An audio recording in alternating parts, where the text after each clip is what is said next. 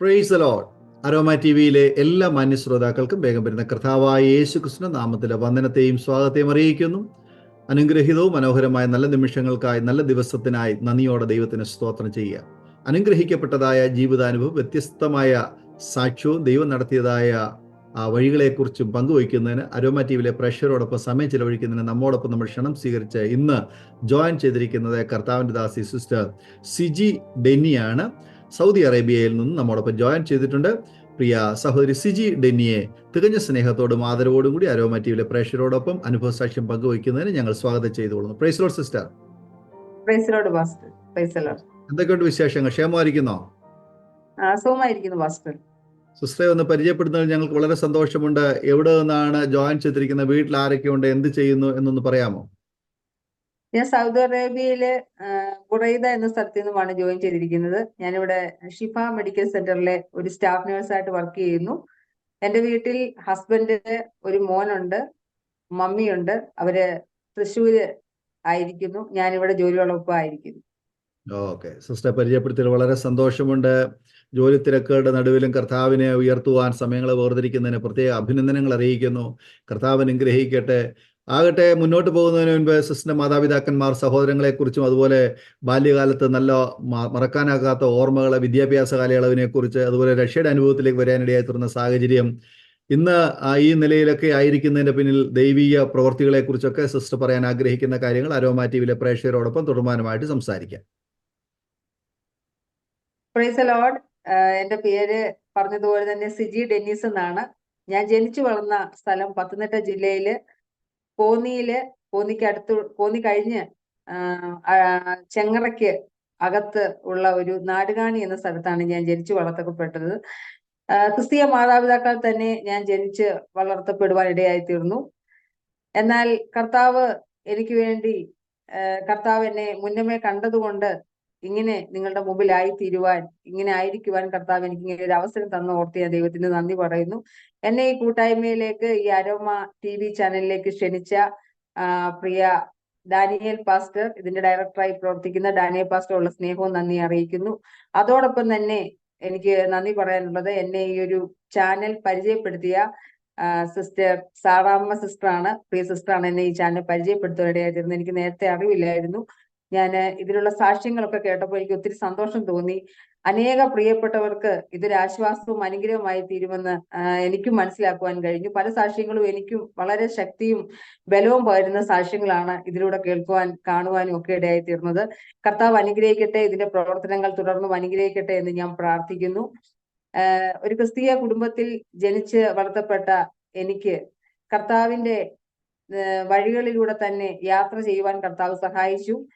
ഞാൻ ചെറുപ്പം മുതലേ എൻ്റെ ഏറ്റവും വലിയൊരു ഹോബി പാട്ട് കേൾക്കുക, പാട്ട് പാടുക, ഇതൊക്കെയായിരുന്നു. 1ാം ക്ലാസ് മുതൽ 5 വരെ ഞാൻ പഠിച്ചത് ചെങ്ങറ GC LP സ്കൂൾ എന്നറിയപ്പെടുന്ന ഒരു സ്കൂളിലായിരുന്നു. അവിടെ എനിക്ക് ഏറ്റവും കൂടുതൽ സന്തോഷമുള്ള ഒരു കാര്യം, 5ാം ക്ലാസ്സിൽ വെച്ച് ഏറ്റവും ഉയർന്ന മാർക്കോടുകൂടിയാണ് ഞാൻ പാസ്സായത്. അന്ന് എനിക്ക് ഇപ്പോഴും ഓർമ്മയുണ്ട്. 150 രൂപ എനിക്ക് ക്യാഷ് ആയിട്ട് അവര് അധ്യാപകർ തരുവാനിടയായി തീർന്നു. അത്രത്തോളം പഠിക്കാൻ പിടിക്കുകയായിരുന്നു എന്നാണ് അധ്യാപകർക്കും മാതാപിതാക്കൾക്കും ഉണ്ടായിരുന്ന വലിയൊരു പ്രതീക്ഷയും കൂടായിരുന്നു ഞാൻ. എന്നാൽ 6 മുതലുള്ള എൻ്റെ പഠിത്തത്തിൽ ചില ശ്രദ്ധക്കുറവും ഓർമ്മക്കുറവും ഒക്കെ എൻ്റെ ജീവിതത്തിൽ ഉണ്ടായി. 6ാം ക്ലാസ് മുതൽ വളരെ പ്രതീക്ഷയോടൊക്കെ മാതാപിതാക്കളായിരുന്നു എന്നെ പഠിപ്പിക്കണമെന്നൊക്കെ ആഗ്രഹിച്ചിരുന്നു. എങ്കിൽ തന്നെയും, ട്യൂഷനൊക്കെ വിടുന്നുണ്ടെങ്കിൽ തന്നെയും എനിക്ക് ഒരു കാര്യത്തിലും ശ്രദ്ധയും ഓർമ്മയും ഇല്ല. എല്ലാം പഠിക്കും, പക്ഷെങ്കിൽ അതെനിക്ക് പ്രാക്ടിക്കലായിട്ട് എക്സാം വരുമ്പോൾ അതിന്റെ മാർക്ക് കാണാനായിട്ട് പറ്റാത്ത ഒരു അവസ്ഥയിലായിരുന്നു ഞാൻ മുന്നോട്ട് പോയിക്കൊണ്ടിരുന്നത്. ഒരു ദിവസം ഞാൻ കടയിൽ ചെന്ന് ചോദിച്ച ഒരു രസകരമായ ഒരു കാര്യം കൂടെ നിങ്ങളൊന്ന് പറയുവാൻ ഞാൻ ആഗ്രഹിക്കുകയാണ്. ഞാൻ ഇപ്രകാരം ചോദിച്ചു, ബയോളജി പേപ്പർ തരാമോ എന്ന്. അപ്പോൾ ആ കടക്കാരൻ ചിരിച്ചുകൊണ്ട് പറഞ്ഞു, സിസ്റ്റർ ബയോളജി പേപ്പർ വിടില്ല എന്ന്. പിന്നാണ് എനിക്ക് മനസ്സിലായത് ബയോളജിയുടെ എക്സാം ആണ്, പരീക്ഷ പേപ്പറാണ് ചോദിക്കേണ്ടതെന്നത്. എന്ന് പറഞ്ഞാൽ എനിക്ക് ശ്രദ്ധക്കുറവും ഓർമ്മക്കുറവും നല്ലതായിട്ടുണ്ടായിരുന്നു. ഞാൻ പണ്ട് മുതലേ കുടകളൊക്കെ മറന്നു പോവുക, ഓരോ കാര്യങ്ങളും വീട്ടിൽ കൊണ്ടുവരുന്ന പകുതി സാധനങ്ങൾ സ്കൂളിൽ കൊണ്ടുവന്ന കാര്യങ്ങൾ ഉണ്ടാകത്തില്ല. എന്നാല് പ്രാർത്ഥനയ്ക്ക്, ക്രിസ്തീയ മാതാപിതാക്കൾ ജനിച്ചു വളർത്തപ്പെട്ടുകൊണ്ട് തന്നെ പ്രാർത്ഥനയ്ക്ക് എന്നും എൻ്റെ പപ്പായും മമ്മിയും എൻകറേജ് ചെയ്യുന്ന ഒരു വിഷയമാണ് പ്രാർത്ഥനയ്ക്ക് പോവുക. ഒന്നും പഠിച്ചാലും ഇല്ലെങ്കിലും എക്സാമിന്റെ തലേ ദിവസമാണെങ്കിലും ഞാൻ പ്രാർത്ഥനയ്ക്ക് പോവായിരുന്നു. അങ്ങനെ ഒരു പോസിറ്റീവായിട്ട് എന്റെ മാതാപിതാക്കൾ എന്നെ അങ്ങനെ ഒരു ചിട്ടയിലാണ് കൊണ്ടുവന്നത്. ഒരു പ്രാർത്ഥനയും മുടക്കത്തില്ല. അങ്ങനെയായിരുന്ന സമയത്ത് 10ാം ക്ലാസ്സിന്റെ എക്സാം ഒക്കെ വന്ന സമയത്ത്, ഫൈനൽ എക്സാം വന്നപ്പോൾ എന്റെ കൂട്ടുകാരികളൊക്കെ ആരും പ്രാർത്ഥനയ്ക്കായിട്ട് എല്ലാവരും പഠിച്ചുകൊണ്ടിരിക്കുന്നു, ഞാൻ മാത്രം പ്രാർത്ഥനയ്ക്ക് ചെന്നു. അപ്പൊ നാളെയാണ് എക്സാം. അപ്പൊ ഞാൻ വിചാരിച്ചു, ദൈവമേ, അന്നേരം എല്ലാരും ഇങ്ങനെ എന്നെ നോക്കുന്നുണ്ട്. കാര്യം നാളത്തെ എക്സാമിന് ആരും അങ്ങനെ പ്രാർത്ഥനയ്ക്ക് പെട്ടെന്ന് വരാറില്ല. അപ്പം ഇങ്ങനെ പപ്പ പറഞ്ഞു പ്രാർത്ഥനയ്ക്ക് വരാൻ പറഞ്ഞ് അങ്ങനെ പോകുന്നു. പക്ഷെങ്കിൽ ദൈവം എന്നെ വളരെ അധികം ഒന്നും പഠിക്കാനോ ശ്രദ്ധക്കുറവോ, പഠിക്കും എന്നാലും ശ്രദ്ധക്കുറവുള്ള എന്നെ ദൈവം 10ാം ക്ലാസ്സിൽ കഷ്ടിച്ച് എന്നെ ജയിപ്പിച്ചു. പക്ഷെ എന്റെ മാതാപിതാക്കളുടെ വലിയൊരു ആഗ്രഹമായിരുന്നു, പ്രതീക്ഷയായിരുന്നു കാര്യം ഞാൻ മൂത്ത ആളാണ്. എന്റെ കുടുംബത്തിൽ തന്നെ മൂത്ത ഒരാളാണ്. കുടുംബത്തിന്റെ ഭാരങ്ങൾ, എനിക്കൊരു അനിയത്തിയാ ഉള്ളത്. സാമ്പത്തികമായിട്ട് ഒത്തിരി ബുദ്ധിമുട്ടുകൾ അനുഭവിക്കുന്നുണ്ട്. പപ്പ ടാപ്പിംഗ് തൊഴിലാളിയാണ്. അപ്പൊ എങ്ങനെയെങ്കിലും എന്നെ നല്ല രീതിയിൽ പഠിപ്പിക്കണമെന്ന് എന്റെ പപ്പായിക്ക് എത്ര കഷ്ടപ്പെട്ടാലും എന്റെ മാതാപിതാക്കൾക്ക് അത്രയും ആഗ്രഹം ഉണ്ടായിരുന്നു. അതുകൊണ്ട് തന്നെ നേഴ്സിംഗ് പഠനം വളരെയധികം അവർ ആഗ്രഹിക്കുകയും പ്രാർത്ഥിക്കുകയും ചെയ്തു, മോളെ നേഴ്സിംഗിന് വിടണമെന്ന്. പക്ഷെങ്കിൽ എനിക്ക് ഒത്തിരി ആഗ്രഹമായിരുന്നു. എന്നാൽ 10ാം ക്ലാസ് കഴിഞ്ഞപ്പം +1 വന്ന് ഞാൻ അഡ്മിഷൻ പല സ്ഥലങ്ങളും എടുക്കുന്നപ്പോൾ എനിക്ക് മാർക്ക് കുറവായതുകൊണ്ട്, കഷ്ടിച്ച് ജയിച്ചുള്ള മാർക്കുള്ളൂ, അതുകൊണ്ട് ഒരു സ്ഥലത്തും സയൻസ് ഗ്രൂപ്പ് കിട്ടത്തില്ല. അങ്ങനെ പല സ്ഥലങ്ങളിലും എന്റെ മാതാപിതാക്കൾ അന്വേഷിച്ചു. ഞാൻ ഇവിടെ അപേക്ഷകൾ കൊടുത്തു, ഒരു രക്ഷയില്ല. ലാസ്റ്റ് പപ്പ പഞ്ചായത്തിലെ ഉള്ള ഒരു പ്രധാനപ്പെട്ട ഒരാളെ പോയി കണ്ടിട്ട് എന്റെ മോക്ക് എങ്ങനെയെങ്കിലും സയൻസ് ഗ്രൂപ്പ് കൊടുക്കണം, എങ്ങനെയെങ്കിലും എന്റെ മോള് അങ്ങനെ ഒന്ന് രക്ഷപ്പെടണമെന്ന് ആഗ്രഹിച്ചു. പക്ഷെങ്കിൽ ഞാൻ പൊക്കോണ്ടിരുന്ന ചർച്ച് നാടുകാണി ചർച്ചക്കോട് ചർച്ചാണ്. ഒരു ചെറിയ ചർച്ചയാണ്. പക്ഷെ എന്നാലും ദൈവത്തിൽ ആശ്രയവും വിശ്വാസവും ഉള്ള കുറച്ച് ദൈവമക്കൾ അവിടെ ഉണ്ടായിരുന്നു. എപ്പോഴും എന്നെ എൻകറേജ് ചെയ്യുകയും, ഞാൻ ഒത്തിരി പാട്ടുകൾ പാടുകയും ഒക്കെ ഞാൻ അവിടെ പല സോണൽ തലത്തിലൊക്കെ പാടാനൊക്കെ പോയിട്ടുണ്ട്. ഒത്തിരി പാട്ടുകാരിയൊന്നും അല്ല, എങ്കിലും പാട്ട് പാടുന്നതിനോട് ഭയങ്കര ഇഷ്ടമായതുകൊണ്ട് ആ ഒരു ഇഷ്ടം കാരണം ഞാൻ പല സ്ഥലങ്ങളിലേക്കും പാട്ട് പാടാനായിട്ട് പോവാൻ എൻ്റെ ഒരു പതിവായിരുന്നു. അപ്പൊ എന്നെ എല്ലാവർക്കും ഒരു ശ്രദ്ധയുണ്ടായിരുന്നു. ചർച്ചക്കാർക്കൊക്കെ എന്നെ വലിയൊരു സ്നേഹമായിരുന്നു. ഞാനെന്ന് വെച്ച് കഴിഞ്ഞാൽ എനിക്ക് വേണ്ടി പ്രാർത്ഥിക്കാനും, അല്ല ഞാനിങ്ങനെ ആക്റ്റീവായിട്ട് നിൽക്കുന്നുണ്ട്, എന്നോട് വലിയൊരു ഇഷ്ടം ഉണ്ടായിരുന്നു ചർച്ചയ്ക്കുള്ള ദൈവമൊക്കെ. അപ്പൊ അവരൊക്കെ എനിക്ക് വേണ്ടി ശക്തമായി പ്രാർത്ഥിച്ചു, മോളെ സയൻസ് ഗ്രൂപ്പ് തന്നെ കിട്ടും. പക്ഷെ എന്റെ പ്രതീക്ഷയെല്ലാം നഷ്ടപ്പെട്ടു. ഞാൻ കുമ്പഴ സ്കൂളിലാണ് ഇത് കൊടുത്തത്. VHSCക്കാണ്. VHSC എങ്കിലും സയൻസ് കിട്ടുമല്ലോ എന്നുള്ള പ്രതീക്ഷ കൊടുത്തു. ലാസ്റ്റ് മൂവ്മെന്റ് വന്നപ്പം എല്ലാവർക്കും സീറ്റ് എല്ലാം ഫില്ലായി. പിറ്റേ ദിവസം ക്ലാസ് തുടങ്ങുന്നതിന്റെ അവസ്ഥ വന്നപ്പോൾ എന്റെ പ്രതീക്ഷകളെല്ലാം നഷ്ടപ്പെട്ടു പോയി. എന്നാൽ ദൈവം എനിക്ക് വേണ്ടിയിട്ട് ഒരു വ്യക്തി വേറൊരു സബ്ജക്ട് എടുക്കാനായിരുന്നു, ഹ്യൂമാനിറ്റീസ്. ഒരു സയൻസ് ഗ്രൂപ്പ് വിട്ടിട്ട് ആ കുട്ടിക്ക് ഹ്യൂമാനിറ്റീസ് വേണമായിരുന്നു. എനിക്ക് ആ സീറ്റ് തരികയും ഞങ്ങൾ അങ്ങോട്ടും ഇങ്ങോട്ടും ചേഞ്ച് ചെയ്യുകയും ചെയ്തു. അങ്ങനെ ദൈവം എനിക്ക് വേണ്ടി അവിടെ ഒരു അത്ഭുതം പ്രവർത്തിച്ചു. അങ്ങനെയാണ് എൻ്റെ നേഴ്സിംഗ് പഠനത്തിന്റെ എനിക്കൊരു പ്രതീക്ഷ വന്നത്, നേഴ്സിംഗ് പഠിക്കാൻ പറ്റുമെന്ന്. എനിക്ക് പണ്ടുതൊട്ടേ ആഗ്രഹമായിരുന്നു നേഴ്സ് ആകണമെന്ന്. പക്ഷെ എങ്കില് ആ ഒരു പ്രതീക്ഷയിൽ ഞാൻ +1 അവിടെ കുമ്പഴ സ്കൂളിൽ ജോയിൻ ചെയ്യുവാനിടയായി തീർന്നു. പ്രിയമുള്ളവരെ, ജോയിൻ ചെയ്തു. വളരെ പ്രതീക്ഷയോടെ എൻ്റെ മാതാപിതാക്കൾ എന്നെ ജോയിൻ ചെയ്യിപ്പിച്ചതെങ്കിലും +1 ഒക്കെ കുഴപ്പമില്ലാത്ത രീതിയിലൊക്കെ ഞാൻ എങ്ങനെയൊക്കെയോ പോയി. പക്ഷെ +2ന്റെ ഫൈനൽ എക്സാമിന്റെ കുറച്ച് മുമ്പ് വന്ന സമയത്തേക്ക് എൻ്റെ എല്ലാ പ്രതീക്ഷയും നഷ്ടപ്പെട്ടു പോയി. ബയോളജിക്കൊക്കെ വളരെ ചുരുങ്ങിയ മാർക്ക്, ആർക്കും ഇല്ലാത്ത ഒരു മാർക്കാണ് എനിക്ക് കിട്ടിയത്. അപ്പൊ എൻ്റെ പപ്പായെ വിളിക്കാനായിട്ട് പേരൻസ്, ബയോളജി സാറുണ്ട്. സാറ് പറഞ്ഞു, എന്തായാലും സിറ്റിയുടെ പേരൻസിനോട് ഇങ്ങോട്ടൊന്ന് വരാൻ പറയണമെന്ന്. അപ്പം പറഞ്ഞു, ഇവളെ വേറെ എന്തെങ്കിലും ജോലിക്ക് വിടുന്ന നല്ലത്, എന്തായാലും +2 ഇവള് ജയിക്കുമെന്ന് തോന്നുന്നില്ല. അപ്പം പ്രതീക്ഷകളെല്ലാം നഷ്ടപ്പെട്ട രീതിയിലാണ്. പപ്പയും വിചാരിച്ചു ഇനിയിപ്പം ജയിക്കുമോ ഒന്നും അറിയത്തില്ല. പക്ഷെ എക്സാം എഴുതി എൻ്റെ ദൈവം അതിനെല്ലാം നല്ല മാർക്ക് തന്നു. പിന്നെ ഇംഗ്ലീഷ് മാത്രം ചെറിയൊരു ഇതിൽ ഞാൻ ഫെയിലായി. ഒരു വർഷം എൻ്റെ അങ്ങനെ അങ്ങ് പോയി. എന്നാലും ഞാൻ നിരാശപ്പെട്ടില്ല. ഒക്കെ എഴുതി ഞാൻ ജയിച്ചു. ജയിച്ചതിന് ശേഷം എൻ്റെ നേഴ്സിംഗ് പഠനമാണ്. നേഴ്സിംഗ് പഠനത്തിൽ എനിക്ക് ദൈവം പല കോളേജിലൊക്കെ ഞങ്ങൾ അപ്ലൈ ചെയ്തെങ്കിലും ബെല്ലാരി എന്ന സ്ഥലത്തേക്കാണ് ദൈവം എന്നെ വിട്ടത്. നിങ്ങൾക്ക് എല്ലാവർക്കും അറിയാം, വെള്ളമൊക്കെ ഭയങ്കര ബുദ്ധിമുട്ടുള്ളൊരു സ്ഥലമാണ്. എപ്പോഴും ഒന്നും വെള്ളം കിട്ടത്തില്ല. കുടിക്കാൻ പോലും അവിടെ നല്ല വെള്ളം കിട്ടാത്ത ഒരു ചില ഏരിയയില്. അങ്ങനെ ഞാൻ ചെന്ന കോളേജിലൊക്കെ വെള്ളത്തിനൊക്കെ ഭയങ്കര ബുദ്ധിമുട്ടായിരുന്നു. അങ്ങനെ പലവിധമായ അസുഖങ്ങളൊക്കെ പലർക്കും ഉണ്ടായി.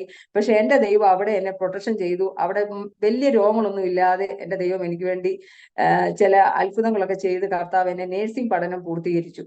അപ്പോഴും ഞാൻ നേഴ്സായിട്ട് ജീവിക്കണം, അങ്ങനെ ഒരു മിനിസ്ട്രി ചെയ്യണം എന്നൊന്നും എൻ്റെ ഹൃദയത്തിനകത്ത് ആഗ്രഹമോ കാര്യങ്ങളോ ഞാൻ ചിന്തിച്ചിട്ട് പോലും ഉള്ള ഒരു കാര്യമല്ല. പക്ഷെങ്കിൽ ദൈവം എന്നോട് പറഞ്ഞ ഒരു വാഗ്ദത്തം എൻ്റെ മുമ്പിൽ കിടപ്പുള്ളത് കൊണ്ട് ദൈവം എന്നെ ഓരോ അനുഭവത്തിലൂടെ കൊണ്ടുവന്നു. പക്ഷെ എനിക്ക് ജോലിക്ക് വേണ്ടി ഞാൻ അപ്ലൈ ചെയ്ത സമയത്ത് സമയത്ത് എൻ്റെ ഒരു ആഗ്രഹമായിരുന്നു എൻ്റെ മാതാപിതാക്കളെ ഒന്ന് ഹെൽപ്പ് ചെയ്യാതെ എനിക്ക് ജോലി ചെയ്യണം. അപ്പൊ ഞാൻ എന്തോ ചെയ്തു എന്ന് വെച്ച് കഴിഞ്ഞാൽ, എൻ്റെ ഒരു പപ്പായുടെ പെങ്ങള് മുംബൈയിലുണ്ട്.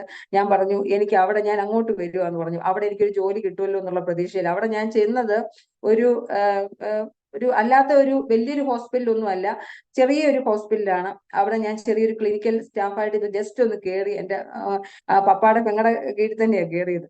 പക്ഷെങ്കിൽ ദൈവം എനിക്ക് വേണ്ടി അത്ഭുതങ്ങൾ പ്രവർത്തിച്ചു. അവിടെയും ദൈവം എന്നെ അവിടെ നിർത്തിയില്ല.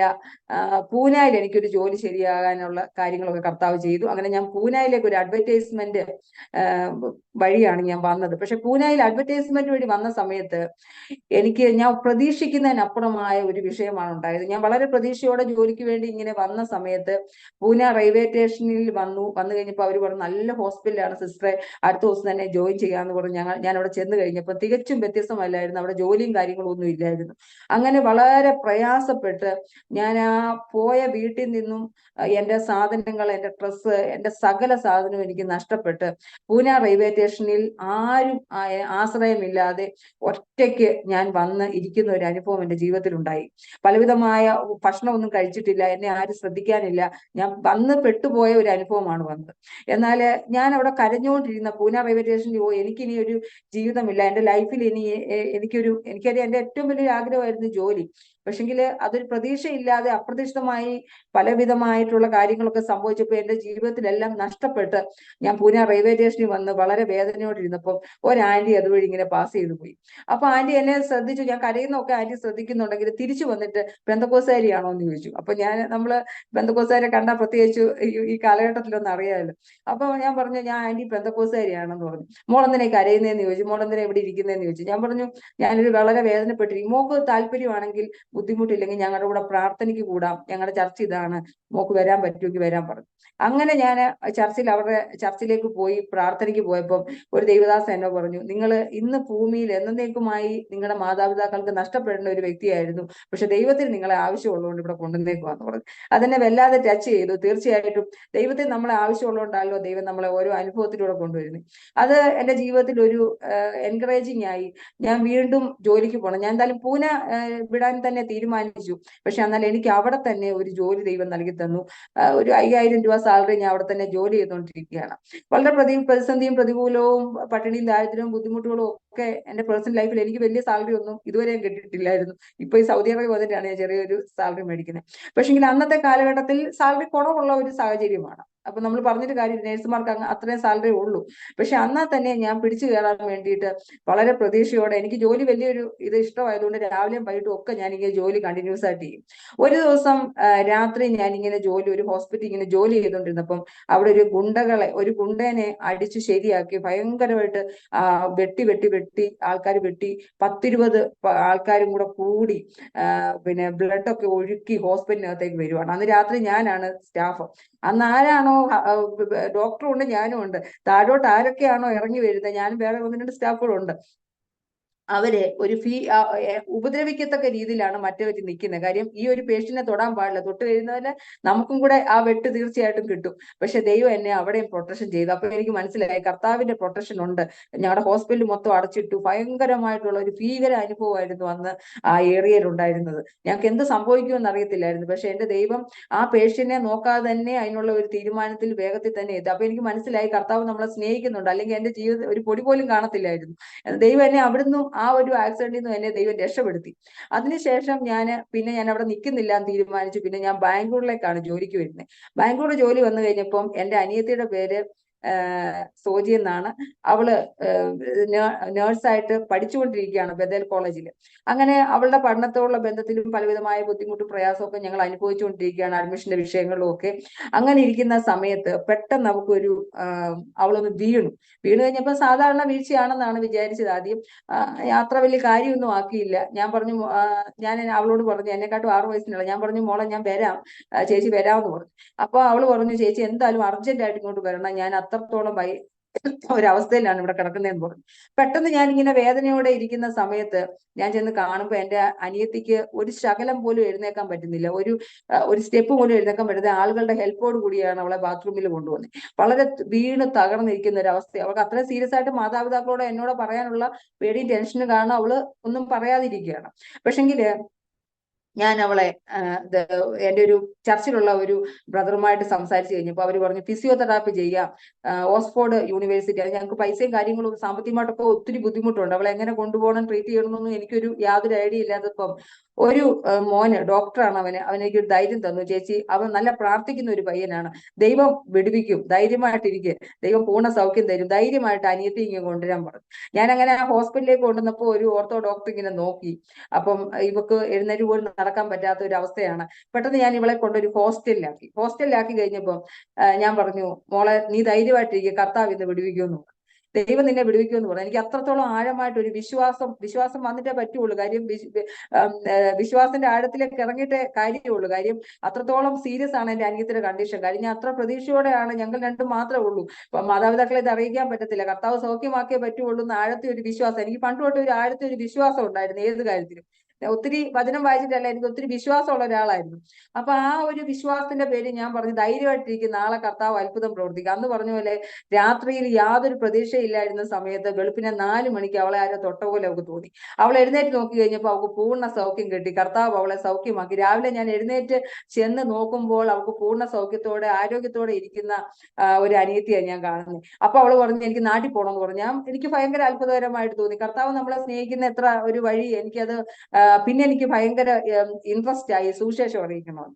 അങ്ങനെ ഞാന് സുവിശേഷം അറിയിക്കാൻ എൻ്റെ ഒരു ഹോബി എന്ന് വെച്ച് കഴിഞ്ഞാല് എന്തെങ്കിലും രീതിയിൽ പേഷ്യന്റെ അടുത്താണെങ്കിൽ ചെന്നിട്ട് ഒരു വാക്ക് യേശുവിനെ പറ്റി പറയും. പക്ഷെ അവരെ ആരും ഡിസ്റ്റർബ് ചെയ്യത്തില്ല. പക്ഷെ ഞാൻ യേശുവിന്റെ സ്നേഹത്തെ പറ്റി പറയുന്ന ഒരു ക്യാരക്ടർ എന്റെ ജീവിതത്തിൽ ഉണ്ടായിരുന്നു. പക്ഷെ ഞാൻ അങ്ങനെ പറഞ്ഞ് വരുന്ന സമയത്ത് ചർച്ചില് ഒരു ആന്റി പറഞ്ഞു, ഒരു ഹൈന്ദവ കുടുംബത്തിലുള്ള ഒരു ബ്രദറാണ്, സിസ്റ്റർക്ക് ഒന്ന് സംസാരിക്കാൻ പറ്റുമോ, പറ്റുമെങ്കിൽ ആ ബ്രദറിനോടൊന്ന് യേശുവിനെ പറ്റി ഒന്ന് പറയാമെന്ന് ചോദിച്ചു. അപ്പൊ എനിക്ക് ഭയങ്കര ഒരു നല്ല താല്പര്യത്തോട്ടിരിക്കുവാണ്. കാര്യം കർത്താവ് എന്നെ ഇത്രത്തോളം വിടുവിച്ചുകൊണ്ട് ഒരു വാക്ക് പറയണമെന്നൊരാഗ്രഹം. അങ്ങനെ ഞാൻ ആ ബ്രദറിനെ വിളിച്ച് സംസാരിച്ചു കഴിഞ്ഞപ്പം ആ ബ്രദർ പറഞ്ഞു, ഞാനൊരു ഹൈന്ദവ പശ്ചാത്തലത്തിൽ നിൽക്കുന്ന ഒരാളാണ്, പക്ഷെ എനിക്കിപ്പോ യേശുവിനെ അല്ല വേണ്ടത്, എനിക്കൊരു വിഷയത്തിനൊരു വിടുതൽ വേണം. ഞാൻ ചോദിച്ചു, എന്തുവാ വേണ്ടതെന്ന് ചോദിച്ചപ്പോൾ പറഞ്ഞു, എനിക്കൊരു റെന്റ് ഹൗസ് ആണ് വേണ്ടത്, എനിക്ക് അവിടെ നിന്ന് ഇങ്ങോട്ട് മാറണം, എനിക്ക് ഒത്തിരി ഗുണ്ടകളുടെ ഒക്കെ ഉള്ള തല്ലുകളും എന്തൊക്കെയോ പ്രശ്നങ്ങളുണ്ട്, അതുകൊണ്ട് എനിക്കൊന്ന് മാറണം, അതുകൊണ്ട് എനിക്ക് വേണ്ടി ഒന്ന് പ്രാർത്ഥിക്കണം എന്ന് പറഞ്ഞു. പക്ഷെ എന്റെ ദൈവം ആ ബ്രദറിന് റെന്റ് ഹൗസ്, പുതുതായിട്ട് വേറൊരു റെന്റ് ഹൗസ് ദൈവം കൊടുത്തു.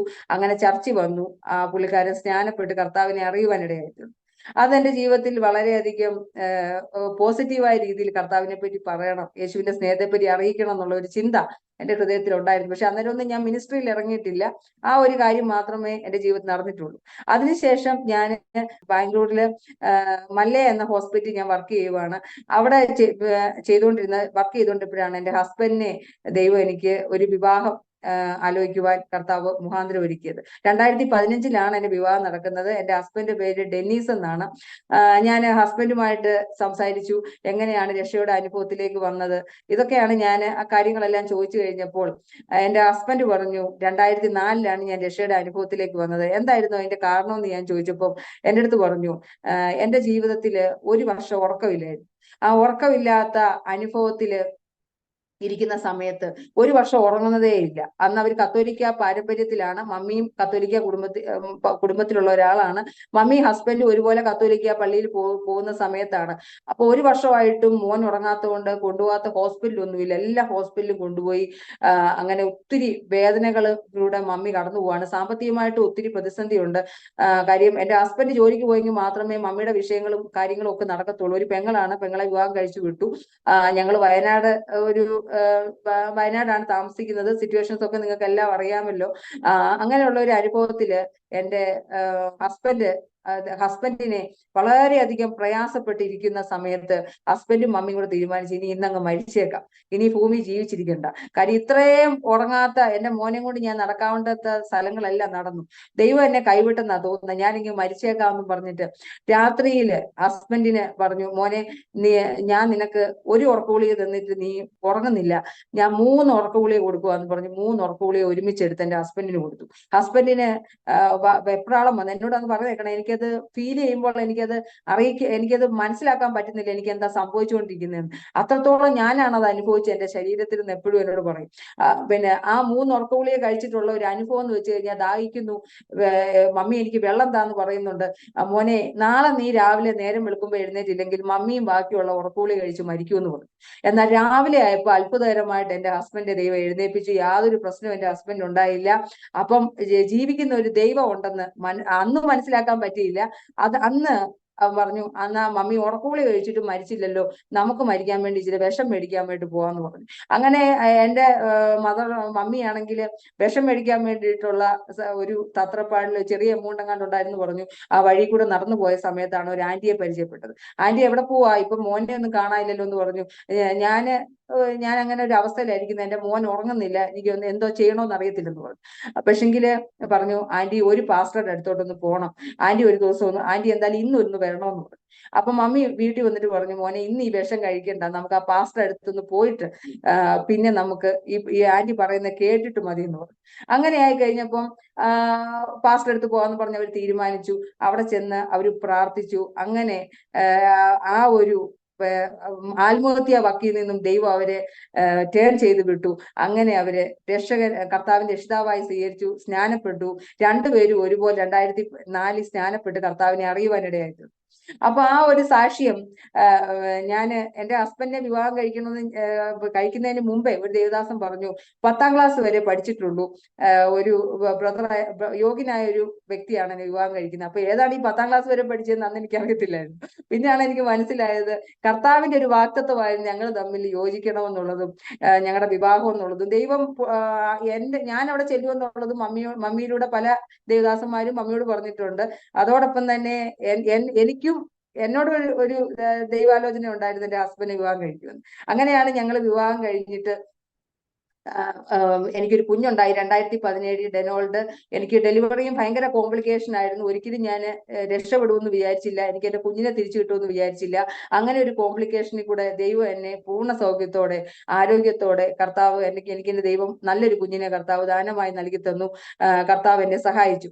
അതിനുശേഷമാണ് എനിക്ക് വളരെയധികം 2017 എന്റെ കുഞ്ഞിന് ജന്മം നൽകിയ ആ വർഷം തന്നെ ഞങ്ങളൊരു വാടക വീട്ടില് വയനാട് താമസിച്ചുകൊണ്ടിരിക്കുകയാണ്. വയനാട് വല്ലത്തൂർ എന്ന് പറഞ്ഞ സ്ഥലത്താണ് ഞാൻ വാടക വീട്ടിൽ താമസിക്കുന്നത്. ആ സമയത്ത് എല്ലാവർക്കും അറിയാമല്ലോ, വല്ലത്തൂർ ഫോറസ്റ്റിനടുത്താണ്, മൈസൂർ റോഡാണ്. അന്ന് രാവിലെ ഒരു അനൗൺസ്മെന്റ് വരുവാണ്, കടുവായും ആനയൊക്കെ ഇറങ്ങിയിട്ടുണ്ടെന്ന്. അപ്പൊ പത്തനംതിട്ടക്കാരിയായ എനിക്കത് പെട്ടെന്ന് കേട്ടപ്പം ഒരു ഞെട്ടലും പേടിയും ഒക്കെ വന്നെങ്കിലും ഞാൻ വിചാരിച്ചു ഈ കടുവായും ആനയും നമ്മളങ്ങനെ കണ്ടിട്ടില്ല, കാര്യം ഇങ്ങനെ നമ്മൾ കേട്ടിട്ടേ ഉള്ളൂ, നമുക്കിതൊന്നും അറിയത്തില്ല. അപ്പം രാത്രിയാകുമ്പോൾ 8 മണിയാകുമ്പോഴത്തേന് ആനകൾ ഇങ്ങനെ നേരിട്ട് നമുക്ക് കാണാൻ കഴിയും. ഞാൻ ജനലിന്റെ അതുവഴി നോക്കും, ആന ഇങ്ങനെ ഇല്ലിക്കൊമ്പിന്റെ അവിടെ വന്നിട്ട് ഇങ്ങനെ നിൽക്കും, കാട്ടാന നിൽക്കും. അപ്പം ഞാൻ ഇങ്ങനെ ഭീകരമായിട്ട്, എനിക്ക് ഉറക്കമൊന്നുമില്ല, ഉറങ്ങാൻ പറ്റുന്നില്ല. എന്റെ ഹസ്ബൻഡ് പറയും, വളരെ എന്തിനാ നമ്മൾ പേടിക്കുന്നത്, കർത്താവിന്റെ ശക്തി നമ്മുടെ കൂടെ ഇല്ലേ, ഞാൻ അപ്പം മമ്മിക്ക് ഭയങ്കര ധൈര്യമാണ്. പക്ഷെ എനിക്ക് അങ്ങോട്ടൊരു ധൈര്യം ഹൃദയത്തിനകത്ത് വരുന്നില്ല. ഞാൻ വിചാരിക്കും, കർത്താവ് ഈ ആന എന്തുവായി രാത്രിയിൽ ഇങ്ങനെ വരുന്നേ.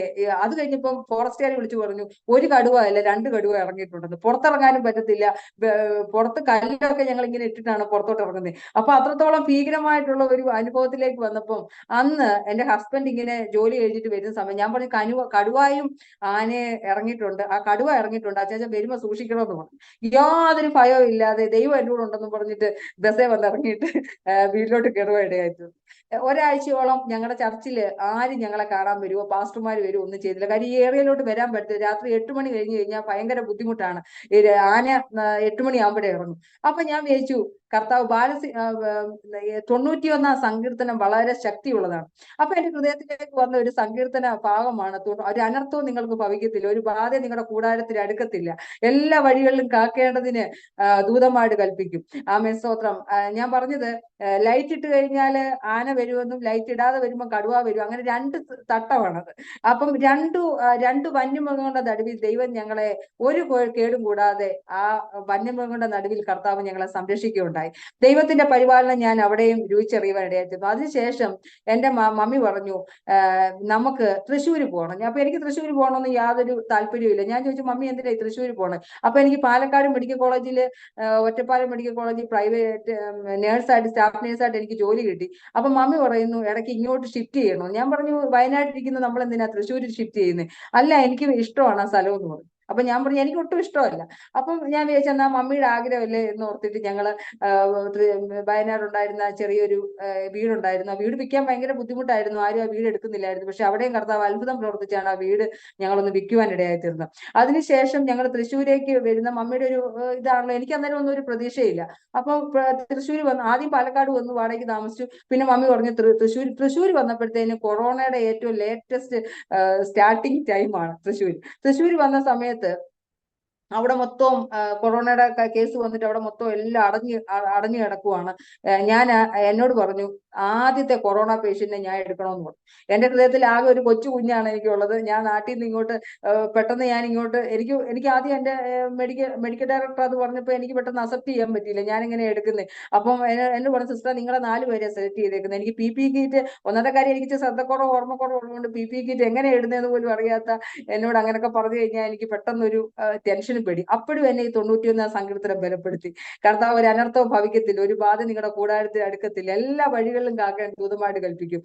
സ്വതം ഞാൻ ഈ 91 സങ്കീർത്തനം പറഞ്ഞു തന്നെ ഞാൻ ആ വാർഡിലേക്ക് കയറുവായിടയായിട്ടുണ്ട്. കയറിയപ്പോൾ ഞാൻ കണ്ട കാഴ്ച ഒരു 8-9 രോഗികളുണ്ട്. ആ രോഗികൾ ആദ്യമായിട്ടല്ലേ നമ്മൾ കൊറോണ വരുന്ന ആദ്യത്തെ പേഷ്യന്റ് നമ്മൾ കാണുമല്ലേ. അപ്പോൾ 8-9 രോഗികൾ ആ വാർഡിലുണ്ട്. എനിക്ക് വളരെ ഭയം തോന്നി, ഞാൻ എന്തൊക്കെയാ ചെയ്യേണ്ടതെന്ന് എനിക്കറിയില്ല. എല്ലാവരും നമ്മുടെ അടുത്ത് കൂടുതലായിട്ട് അങ്ങ് മിങ്കിളായിട്ട് വരിക.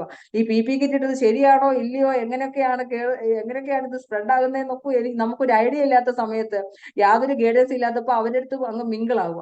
എന്റെ കർത്താവ് ഒരു രീതിയിൽ ഈ നിമിഷം വരെ ഒരു കൊറോണ പോലും ഉണ്ടാകാതെ കർത്താവ് എന്നെ അവിടുന്ന് സംരക്ഷിച്ചു. സ്തോത്രം. ആയിരക്കണക്കിന് അല്ലെ 100 കണക്കിന് രോഗികളെ ഞാൻ തന്നെയാണ് സെന്ററിൽ നിന്ന് ചീട്ടൊക്കെ എഴുതി വിടുന്നത്. അപ്പം എന്റെ മുമ്പിൽ വന്നിരുന്ന പേഷ്യന്റ് മൊത്തം ഫാമിലി ആയിട്ട് കൊറോണ ആയിട്ടാണ് വരുന്നത്. എന്റെ കർത്താവ് എന്നെ അവിടെ സംരക്ഷിച്ചു. കർത്താവിന്റെ കര എന്റെ കൂടെ ഉണ്ടായിരുന്നു. സ്തോത്രം. പക്ഷെ കൊറോണ കൂടിയ സമയത്ത് ഞാൻ സൈക്യാട്രി ഡിപ്പാർട്ട്മെന്റിലാണ് വർക്ക് ചെയ്യുന്നത്. അപ്പൊ ഒത്തിരി മാനസികമായി തകർന്നു കിടക്കുന്ന ആൾക്കാർക്ക് ചെറിയ മോട്ടിവേഷൻ ഒക്കെ ചെയ്യുന്നത് എനിക്കൊരു ഇഷ്ടപ്പെടുന്ന ഒരു കാര്യമാണ്. അപ്പൊ ഞാൻ ഇങ്ങനെ ഒരു പേഷ്യന്റിനോട് സംസാരിച്ചുകൊണ്ടിരുന്നപ്പം എന്നോട് പറഞ്ഞു സിസ്റ്റർ ഫുഡ് കഴിക്കാൻ എനിക്ക് പൈസ ഇല്ല. അപ്പൊ എന്റെ കയ്യിൽ ഒരു ചെറിയ എമൗണ്ട് ഇരിപ്പുണ്ട്.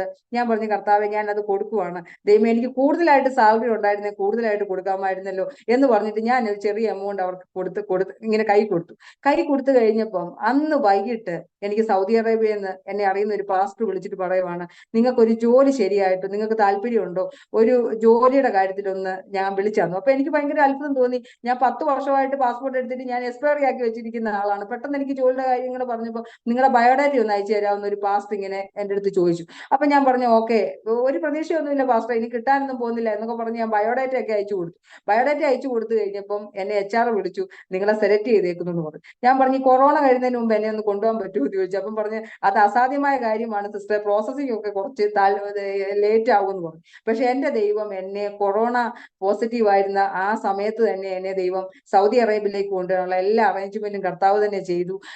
ആ കാര്യങ്ങളെല്ലാം ക്രമീകരിച്ചു. അപ്പോഴും ഞാൻ മിനിസ്ട്രി തുടങ്ങണമെന്നൊന്നും ആഗ്രഹിച്ചിട്ടില്ല. എന്നും മമ്മി വൈകിട്ട് പ്രാർത്ഥിക്കുന്ന സമയത്ത് ഇപ്രകാരം പറയും, എന്റെ മക്കളെ 2 പേരെയും അല്ലെങ്കിൽ എന്റെ മോനെ ഞാൻ കർത്താവിന് വേണ്ടി കൊടുത്തേക്കുക, കർത്താവിന് വേണ്ടി കൊടുത്തു.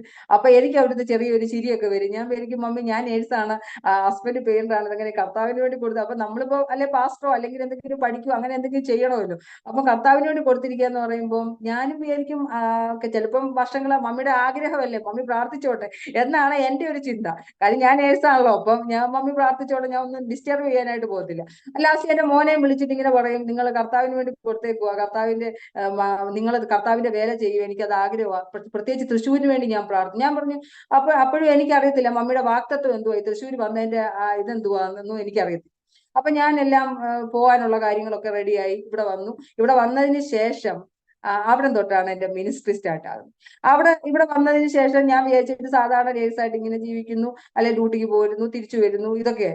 അപ്പൊ ഞാൻ ഇങ്ങനെ ഒരു ദിവസം ജോലി ചെയ്തപ്പോ എന്റെ ഹസ്ബൻഡ് ഫോൺ വിളിച്ചിട്ട് പറഞ്ഞു, മോന് സിവിയർ കഫാണ്, നല്ലൊരു കഫാണ് എന്ന് പറഞ്ഞു. ഞാൻ പറഞ്ഞു പെട്ടെന്ന് തന്നെ മോനെ ഹോസ്പിറ്റലിൽ കൊണ്ടുപോകും, കാര്യം ഞാൻ പെട്ടെന്ന് വന്ന സമയമായിട്ട് എനിക്ക് ഡ്യൂട്ടി കഴിഞ്ഞിട്ടുള്ള സമയത്ത് എനിക്കത് കേൾക്കാൻ പറ്റുള്ളൂ, ഫോണ് വോയിസ് മെസ്സേജ് ഇട്ടാൽ പോലും. ഞാൻ പെട്ടെന്ന് പറഞ്ഞു പെട്ടെന്ന് തന്നെ ഹോസ്പിറ്റലിൽ കൊണ്ടുപോകാൻ പറഞ്ഞു. അങ്ങനെ പാലക്കാട് മെഡിക്കൽ കോളേജിൽ കൊണ്ടുപോയി മോനെയും കൊണ്ട് അവർ നിൽക്കുന്ന സമയത്ത് മമ്മിക്ക് ഒരു ചെറിയ പനിയുണ്ട്, എനിക്കും പനിയുണ്ടപ്പോൾ അപ്പൊ ഞാൻ പറഞ്ഞു, എന്നാ അച്ചാച്ചൻ എന്നാ ഒരു കാര്യം ചെയ്ത് നിങ്ങൾ ചെക്ക് ചെയ്യേ, കാര്യം മറ്റുള്ള കാര്യങ്ങളൊന്നും ഇല്ലല്ലോ, കാര്യം ഞാൻ കൊറോണ അത്രയും സേഫ് ആയിട്ട് കൊണ്ടുവന്ന ഒരു വ്യക്തിയാണ്.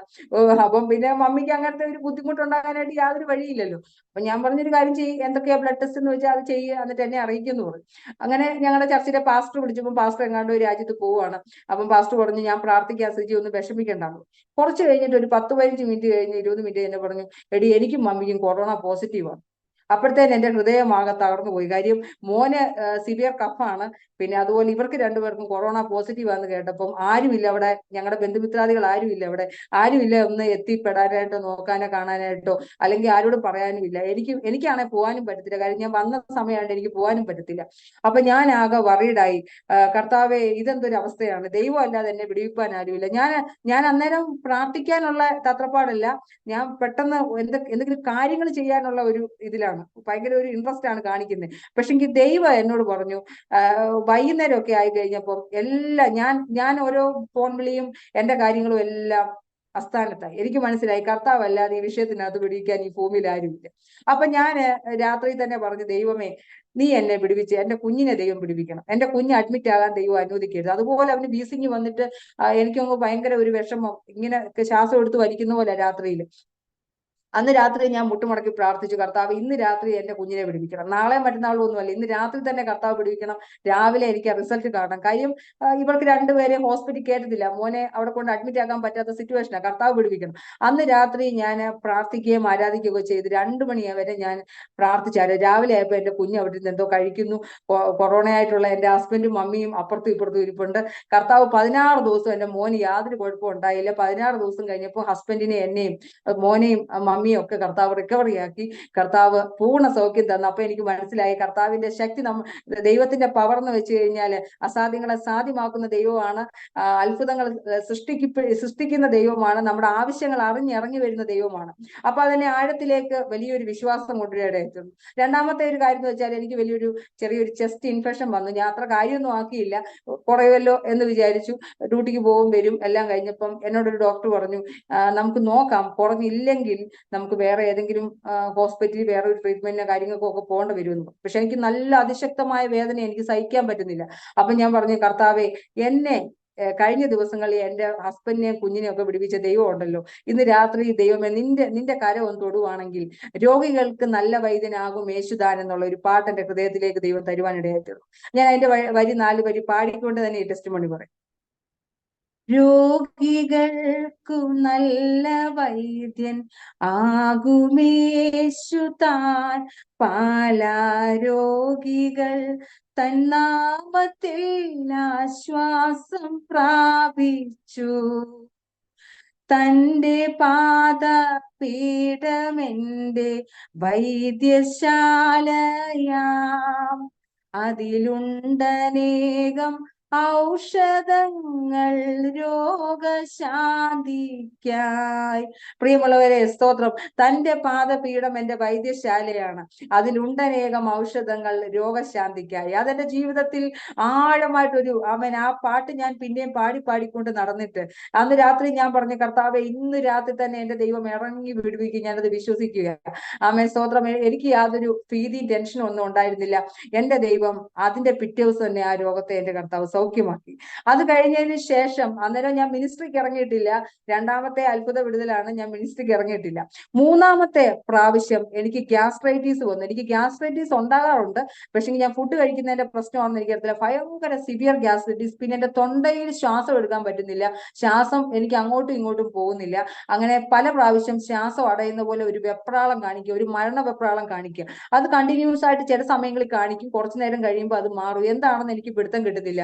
ഞാൻ ഏകദേശം 2 ഗ്യാസ്ട്രൈറ്റിസിന്റെ ഗുളിക കഴിക്കും, ചിലപ്പോൾ 3 കഴിക്കും, ചിലപ്പോൾ 4. എനിക്ക് അറിയത്തില്ല. അൺകൗണ്ടബിൾ ആയിട്ട് പല ഗ്യാസ്ട്രൈറ്റിസിന്റെ ഗുളികകൾ ഞാൻ മാറി കഴിക്കുന്ന ഒരു ക്യാരക്ടർ ഉണ്ടായിരുന്നു. മീൻസ് എനിക്ക് ഒരു സുഖമില്ല. എനിക്ക് ഇങ്ങനെ നിന്ന് വർത്താനം പറയാനോ ഇപ്പൊ നിങ്ങളോട് സംസാരിക്കുന്നവർ സംസാരിക്കാനോ ഒന്നും പറ്റുന്നില്ല. പക്ഷെ ഞാൻ ജോലിക്ക് പോകുന്നുണ്ട്, വരുന്നുണ്ട്, രാത്രിയിലുള്ള ഉറക്കങ്ങളെല്ലാം പോയി. പല ഡോക്ടർമാരും, എനിക്കിവിടെ ഡോക്ടേഴ്സ് ഇഷ്ടം പോലെ ഉണ്ട്, എല്ലാവരും എന്നെ ടേക്ക് കെയർ ചെയ്യുന്നവരാണ്. അവരെയും കൊണ്ട് പറ്റുന്ന പോലെ അവരെല്ലാവിധമായ ട്രീറ്റ്മെന്റുകൾ ചെയ്യുന്നുണ്ട്. പക്ഷെങ്കിൽ ഹോസ്പിറ്റലിൽ എനിക്ക് അതിനുള്ള മരുന്നുകളെല്ലാം ഫ്രീ ആണ്, അവൈലബിലിറ്റി ആണ്, എനിക്ക് യാതൊരു പ്രശ്നവുമില്ല. പക്ഷെ എനിക്കൊരു ഭയങ്കര ബ്രീത്തിങ് ഡിഫിക്കൽറ്റി, ബുദ്ധിമുട്ട് വരികയാണ്. ഒരു ദിവസം എന്റെ ECG എടുക്കാൻ വേണ്ടിയിട്ട് ഡോക്ടർ ആവശ്യപ്പെട്ടു. ഞാൻ അങ്ങനെ ECG എടുത്തപ്പം ECGയിൽ ഒരു ചെറിയ വേരിയേഷൻസ് ഉണ്ടായിരുന്നു. അപ്പൊ ഞാൻ വിചാരിച്ചു അപ്പൊ ഡോക്ടർ പറഞ്ഞ റിപ്പീറ്റ് ഒന്ന് ECG എടുക്കണം. എന്റെ കർത്താവ് റിപ്പീറ്റ് യാതൊരു പ്രശ്നങ്ങളും ഉണ്ടാക്കിയില്ല. അന്ന് രാത്രി ഞാൻ വിചാരിച്ചു, കർത്താവേ, ഈ ദൈവം എന്റെ ദൈവം സൗഖ്യദായകനാണ്. അന്ന് എന്റെ ഹൃദയത്തിലേക്ക് വന്ന ഒരു പാട്ടാണ്, വിളിച്ചവൻ എന്നും വിശ്വസ്തൻ, അന്ത്യത്തോളം കാക്കും അവൻ, അവൻ നമ്മെ വഴിയിൽ കൈവിടുമോ. ആമേൻ, സ്തോത്രം. നിങ്ങൾക്കറിയാമോ, പാട്ടുകൾ എന്റെ ഏറ്റവും വലിയൊരു ഹരമാണ്. ഞാൻ കേൾക്കാത്ത പാട്ടുകളും പാടാത്ത പാട്ടുകളും ഇല്ല, എനിക്കിഷ്ടമാണ്. അപ്പം ഈ പാട്ട് എന്റെ ഹൃദയത്തിനകത്തേക്ക് ആഴത്തിലേക്ക് അന്ന് രാത്രി ഇറങ്ങി. അതിന്റെ 4 വരിയൂടെ ഞാൻ നിങ്ങളുടെ മുമ്പിൽ പാടാൻ ആഗ്രഹിക്കുന്നു. വിളിച്ചവൻ എന്നും വിശ്വസ്തൻ, അന്ത്യത്തോളം കാക്കുമവൻ, എന്നെ വഴിയിൽ അവൻ കൈവെടിയില്ല, എനിക്ക് ആശ്രയവുമില്ലാതാകുമോ, എന്നെ വഴിയിൽ അവൻ കൈവെടിയില്ല, എനിക്ക് ആശ്രയവുമില്ലാതാകില്ല. പ്രിയമുള്ളവരെ, വിളിച്ച ദൈവം വിശ്വസ്തനാണ്. അവൻ വഴിയിൽ കൈവിട്ടു പോകത്തില്ല, എനിക്ക് ആശ്രയം ഇല്ലാതാകത്തില്ല. ഈ സൗദി അറേബ്യയിൽ നമ്മൾ ജോലി ചെയ്യുമ്പോൾ നമുക്ക് ആശ്രയമായിട്ട് ആരുമില്ല. ഒരു പക്ഷെങ്കിൽ ഒന്ന് ബന്ധുമിത്രാദികളോ ചാർച്ചക്കാരോ മാതാപിതാക്കളോ, എന്റെ ഹസ്ബൻഡ് ഇപ്പൊ ഇവിടെ അടുത്തില്ല. അപ്പോൾ എനിക്ക് വളരെ വേദന ഉണ്ടായി. പക്ഷെ എന്റെ ദൈവം അവിടെ എന്നെ സൗഖ്യമാക്കി. അതിൽ പിന്നെ അങ്ങനെ ഒരു ബുദ്ധിമുട്ട് അന്ന് രാത്രിയിൽ ഞാൻ ദൈവത്തോട് പ്രാർത്ഥിച്ച് സൗഖ്യം മേടിച്ചതാണ്. അതിൽ പിന്നെ അങ്ങനെ ഒരു ബുദ്ധിമുട്ട് എന്റെ ജീവിതത്തിൽ ഉണ്ടായിട്ടില്ല. ആമേൻ, സ്തോത്രം. അപ്പോൾ എനിക്ക് മനസ്സിലായി, എന്റെ ദൈവം ഞാൻ പ്രാർത്ഥിച്ചാൽ മാത്രമല്ല, ഇയ്യോബ് തന്റെ സ്നേഹിതന്മാർക്ക് വേണ്ടി പ്രാർത്ഥിച്ചപ്പോൾ ഇയ്യോബിന്റെ സ്ഥിതിക്കും സ്നേഹിതന്മാരുടെ സ്ഥിതിക്കും ഒരുപോലെ ഭേദം വന്നു എന്നുള്ള വാക്യം ഞാൻ പല പ്രാവശ്യം കേട്ടിട്ടുണ്ടെങ്കിലും അതിന്റെ ഹൃദയത്തിന്റെ ആഴത്തിലേക്ക് ഇറങ്ങുവാൻ ഇടയായി തീർന്നു. ഞാൻ പലവിധമായിട്ടുള്ള ചിന്തകൾ വായിക്കുന്നതാണ്, പല മഹാന്മാരുടെ കഥകൾ ഞാൻ വായിക്കുന്ന ഒരു വ്യക്തിയാണ്. അങ്ങനെ റോബിൻ ശർമ്മ എന്നറിയപ്പെടുന്ന മോട്ടിവേഷണൽ സ്പീക്കറായി ലോകം മൊത്തം അറിയപ്പെടുന്ന ഒരു വ്യക്തിയാണ് റോബിൻ ശർമ്മ.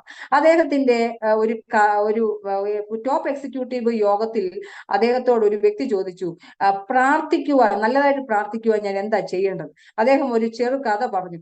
ആ കഥ, ഒരു ബോട്ടിൽ ഇങ്ങനെ ആളുകൾ സഞ്ചരിച്ചുകൊണ്ടിരുന്നപ്പം പെട്ടെന്ന് ഒരു ബോട്ട് മറിയുന്നു. അങ്ങനെ 2 പേര് അക്കരെയും ഇക്കരെയും രക്ഷപ്പെടുന്നു. ആ രക്ഷപ്പെടുന്ന വ്യക്തി രണ്ടുപേരും അപ്പുറത്തും ഇപ്പുറത്തും നിന്ന് പ്രാർത്ഥിക്കുമ്പോൾ, ഒരാൾക്ക് വേണ്ടി പ്രാർത്ഥിക്കുമ്പോൾ ദൈവം മറ്റേ ആളുടെ പ്രാർത്ഥന കേട്ട് ആ വ്യക്തിനെ പിടിപ്പിക്കുന്ന ഒരു സ്റ്റോറി ഞാൻ അത് കേൾക്കുവാനിടയായിത്തീർന്നു. ആ സ്റ്റോറിയിൽ എനിക്ക് മനസ്സിലാക്കാൻ പറ്റിയത്, മറ്റുള്ളവർക്ക് വേണ്ടി നമ്മൾ പ്രാർത്ഥിക്കുമ്പോൾ നമ്മുടെ സ്ഥിതിക്കും ഭേദം വരും. തീർച്ചയായിട്ടും ജാതി മത ഭേദമന്യേ എല്ലാവരെയും സ്നേഹിക്കുക, പ്രാർത്ഥിക്കുക എന്നുള്ള ഒരു ചിന്ത എന്റെ ജീവിതത്തിലേക്ക് അന്നേരം ചെറുതായിട്ട് കടന്നു വന്നു. അന്നേരം ഞാൻ മിനിസ്ട്രി ആരംഭിച്ചിട്ടില്ല. അപ്പോഴാണ് ഞാൻ KV സൈമൺ സാറിന്റെ ഒരു പാട്ട് കേൾക്കുന്നത്, അവസരം ഇനിയുമുണ്ടോ മനുജ എന്നുള്ളത്. ഞാൻ പല പാട്ടുകളും കേട്ടിട്ടുണ്ടെങ്കിലും പഴയ ഗാനങ്ങൾ ഞാൻ ശ്രദ്ധിക്കാറുണ്ട്. പക്ഷെ എന്നാലും ഈ ഒരു പാട്ട് ഞാൻ അധികം ആശാരിപദേശിയുടെ പാട്ടാണ്, അവസരം ഇനിയുമുണ്ടോ മനുജ എന്നുള്ളത്. ആശാരിപദേശിയുടെ സ്റ്റൈലിൽ അത് കേട്ടപ്പോൾ എനിക്കൊന്ന് പാടണമെന്ന് തോന്നി. ഞാനത് വളരെ സന്തോഷത്തോടെ ഞാൻ അതിന്റെ പാട്ട് പഠിക്കുവാനിടയായി തീർന്നു. ആ പാട്ട് ഇങ്ങനെയാണ്, അവസരം ഇനിയുമുണ്ടോ മനുജ, അവസരം ഇനിയുമുണ്ടോ മനുജ, അശരണനാം നിനക്കീശനെ ഭജിപ്പാൻ അവസരം ഇനിയുമുണ്ടോ, കണക്കെഴുത്തിൻ പ്രമാണി, കണക്കെഴുത്തിൻ പ്രമാണി, കണക്കെഴുത്തിൻ പ്രമാണി, വിളിച്ചു ചോദിക്കും നേരം, കണക്കെഴുത്തിൻ പ്രമാണി, വിളിച്ചു ചോദിക്കും നേരം, ശരിക്കൊരുത്തരം നൽകാൻ നിനക്കു വല്ലതുമുണ്ടോ, അവസരം ഇനിയുമുണ്ടോ മനുജ. ആ പാട്ടിന്റെ അർത്ഥം, ആമേൻ, സ്തോത്രം, കണക്കെഴുത്തിൻ പ്രമാണി വിളിച്ചു ചോദിക്കുമ്പോൾ ശരിക്കൊരു ഉത്തരം നൽകാൻ നിനക്ക് വല്ലതും ഉണ്ടോ. ആമേൻ, സ്തോത്രം. അതിന്റെ ഹൃദയത്തിൽ ആഴമായി കർത്താവിന് വേണ്ടി എന്തെങ്കിലും ചെയ്യണം എന്നുള്ള ആഗ്രഹം എന്റെ ഹൃദയത്തിലുണ്ടായി. ആമേൻ, സ്തോത്രം. എനിക്ക് പെട്ട ചർച്ചിലൊന്നും എല്ലാ ആഴ്ചയിലും പോകാൻ പറ്റത്തില്ല. അപ്പൊ ഞാൻ വിചാരിച്ചു, കർത്താവ്, ഇതെങ്ങനെയാ, ഞാൻ ഇവിടെ ഇരുന്നുകൊണ്ട് എങ്ങനെയാ മിനിസ്റ്റർ ചെയ്യുന്നത്. ഒരു പ്രാവശ്യം എനിക്ക് കുറച്ച് ദൈവമക്കളുണ്ട്. അപ്പൊ ഞാൻ ചിന്തിച്ചു, എല്ലാവരും 2023 ആരംഭത്തിൽ എല്ലാവർക്കും വേണ്ടി ഒന്ന് പ്രാർത്ഥിക്കണം. എന്റെ ചെറിയൊരു ചിന്തയായിരുന്നു പ്രാർത്ഥിക്കണോ. അപ്പൊ ഞാൻ എല്ലാവരെയും വാട്സപ്പ് കൂട്ടായ്മ വിളിച്ചു. എനിക്ക് ഒരു ഗ്രൂപ്പ് ഒന്നുമില്ല. അപ്പൊ ഞാൻ കുറച്ച് ഫാമിലിക്ക് വേണ്ടി അങ്ങ് പ്രാർത്ഥിക്കാൻ തീരുമാനിച്ചു. അങ്ങനെ ഞാൻ സെപ്പറേറ്റ് ഇങ്ങനെ വോയിസ് മെസ്സേജ് പ്രാർത്ഥിച്ച് അയച്ചു കഴിഞ്ഞപ്പോൾ എനിക്കൊരു ആശയം, എന്റെ ഹസ്ബൻഡുമായിട്ട് ഞാൻ ആലോചിച്ചു, ഒരു ചെറിയൊരു കൂട്ടായ്മ തുടങ്ങിയാലെത്താ. അപ്പം ഹസ്ബൻഡ് പറഞ്ഞു വേണ്ടി നമുക്ക് എന്നാ ഒരു കൂട്ടായ്മ തുടങ്ങാം. അന്ന് അച്ചാച്ചൻ തന്നെ ഒരു പേരിടുന്നു പറഞ്ഞു, ഗോഡീസ് ലവ് എന്ന് പേരിട്ടു. അപ്പൊ ഞാൻ ചോദിച്ചു എന്തിനാ ഈ ഗോഡീസ് ലവ് എന്ന് ഇട്ടത്. അപ്പൊ എന്നോട് പറഞ്ഞു സ്നേഹത്താലല്ല ആരംഭിക്കുന്നേ, ആരുമില്ലെങ്കിലും എല്ലാം ഉണ്ടെങ്കിലും സ്നേഹമില്ലെങ്കിൽ ഒന്നുമില്ല. അപ്പം എന്റെ ഹൃദയത്തിലേക്ക് വന്ന ഒരു ചിന്ത ഗോഡീസ് ലവ് എന്ന് ഇടണമെന്നാണ്. ഞാൻ പറഞ്ഞു ആയിക്കോട്ടെ അങ്ങനെ ഇട്ടോളാൻ പറഞ്ഞു. അങ്ങനെ ഞാനൊരു ചെറിയ ഒരു കൂട്ടായ്മ ആരംഭിച്ചു. അങ്ങനെ ഞങ്ങൾ 10-12 പേരോളം ഉണ്ടായിരുന്നു. അങ്ങനെ ഞങ്ങൾ പ്രാർത്ഥിക്കുവാനും മറ്റുള്ളവരുടെ വിഷയങ്ങൾ ഏറ്റെടുക്കുവാനും പ്രാർത്ഥിക്കുവാനും പരസ്പരം അങ്ങോട്ട് സ്നേഹിക്കാനും പ്രാർത്ഥിക്കുവാനും അതോടൊപ്പം തന്നെ അതിനുള്ള ദൈവമക്കളൊക്കെ എന്നെ ഒത്തിരി സ്നേഹിക്കുകയും പ്രാർത്ഥിക്കുകയൊക്കെ ചെയ്തപ്പോൾ എനിക്ക് ഒത്തിരി സന്തോഷമായി. ഒത്തിരി വിഷയത്തിൽ എനിക്ക് വിടുതൽ തരാൻ തുടങ്ങി. ചെറിയൊരു കൂട്ടായ്മ. അത് കഴിഞ്ഞ് കഴിഞ്ഞപ്പം എനിക്ക് നാട്ടിലേക്ക് വരാനായിട്ടുള്ള മെയ് മാസമാണ് എന്റെ ലീവ്. ആദ്യം സൗദി അറേബ്യയിൽ നിന്ന് വരുവാണ്. മെയ് മാസമാണ് എന്റെ ലീവ്. അപ്പം എന്നോടൊരു പാട്ടുകാരൻ, എന്നെ അറിയുന്ന ഒരു പാട്ടുകാരൻ ട്രിവാൻഡ്രത്തുണ്ട്. അപ്പം പുള്ളിക്കാരൻ എന്നെ വിളിച്ചു പറഞ്ഞു, സിസ്റ്റർ നമുക്കൊരു പരസ്യവും നടത്താൻ സിസ്റ്റർക്ക് ഇഷ്ടമാണ്. ഞാൻ പറഞ്ഞു എന്റെ ഹസ്ബൻഡും മമ്മിക്കും അവിടെ പരസ്യവും നടത്താൻ ഇഷ്ടമാണ്. ആ ഒരു വാക്തത്വം കൂടെ ഞാൻ പറയാം. എന്റെ മമ്മിയോട് 40 വർഷത്തിന് മുമ്പ് ദൈവം പറഞ്ഞു, എന്റെ ഹസ്ബൻഡിന്റെ മമ്മി പണ്ട് താമസിച്ചത് തൃശ്ശൂരായിരുന്നു. തൃശ്ശൂർ അവർ ഫാമിലിയായിട്ട് താമസിച്ചുകൊണ്ടിരുന്നപ്പോൾ അവർക്ക് ഏകദേശം 15 ഏക്കറോളം വസ്തു ഉണ്ടായിരുന്നു. എന്നാൽ അവർക്ക് ചില സാഹചര്യങ്ങളാൽ മമ്മിയുടെ പപ്പായ്ക്കും മമ്മിക്കും ആ സ്ഥലങ്ങൾ മുഴുവൻ നഷ്ടപ്പെട്ടു. അങ്ങനെ മുഴുവൻ നഷ്ടപ്പെട്ട് ഒന്നുമില്ലാത്ത അവസ്ഥയിൽ തൃശ്ശൂരിൽ നിന്ന് അവർ കുടിയേറി അവിടെ എത്തിയവരാണ്. ബത്തേരി എത്തിയവരാണ്. ബത്തേരി അങ്ങനെ എന്റെ ഹസ്ബൻഡിന്റെ ജനനവും താമസവും എല്ലാം 10-40 വർഷം അവിടെ തന്നെയായിരുന്നു. പക്ഷെങ്കിൽ മമ്മിയോട് 40 വർഷം മുമ്പ് മമ്മിയോട് പറഞ്ഞൊരു വാക്തത്വമാണ്, ഒരു ഓൾനൈറ്റ് പ്രയറിൽ പറഞ്ഞ ഒരു വാക്തത്വമാണ്, തൃശ്ശൂർ നിങ്ങൾ നഷ്ടപ്പെട്ട സ്ഥലത്ത് തന്നെ ദൈവം നിങ്ങളെ കൊണ്ട് മാനിക്കുന്ന ഒരു ദിവസമുണ്ട്, നിങ്ങൾ കർത്താവിന്റെ നാമത്തെ ഉയർത്തുക. അങ്ങനെ ഒരു വാക്തത്വം മമ്മിക്ക് 40 വർഷത്തിന് മുമ്പ് കിടപ്പുണ്ട്. വാക്തത്വം ചെയ്തവൻ വിശ്വസ്തനാണ്. പ്രിയമുള്ളവരെ, നിങ്ങളുടെ ഈ ഒരു ടെസ്റ്റ് മണി കേൾക്കുമ്പോൾ നിങ്ങളുടെ ഏതെങ്കിലും വാക്തത്വങ്ങൾ മിസ്സായി പോയിട്ടുണ്ടെങ്കിൽ ദൈവം നമ്മൾ മറന്നുപോയാലും അത് ഓർത്ത് നമുക്ക് വേണ്ടി പ്രവർത്തിക്കുന്ന ദൈവമാണെന്നുള്ള ഏറ്റവും വലിയൊരു സാക്ഷ്യമാണ് നിങ്ങളോട് എനിക്ക് പറയുവാനുള്ളത്. ആമേൻ, സ്തോത്രം. ദൈവം എന്നെ അങ്ങനെയുള്ള അനുഭവത്തിലേക്ക് തൃശ്ശൂരേക്ക് വന്ന ഞങ്ങളോട് ദൈവം അങ്ങനെയുള്ള, ഞാൻ പറഞ്ഞു മമ്മി ഒരു പരസ്യവും നടത്താൻ. അപ്പം പെട്ടെന്ന് ഹസ്ബൻഡ് പറഞ്ഞു എടി പരസ്യത്തിനൊന്നും വലിയ പൈസ ആകത്തില്ല, കാര്യം ഞങ്ങൾ ആദ്യമായിട്ടല്ലേ ഞാൻ പോയിട്ട് വരുന്നത്.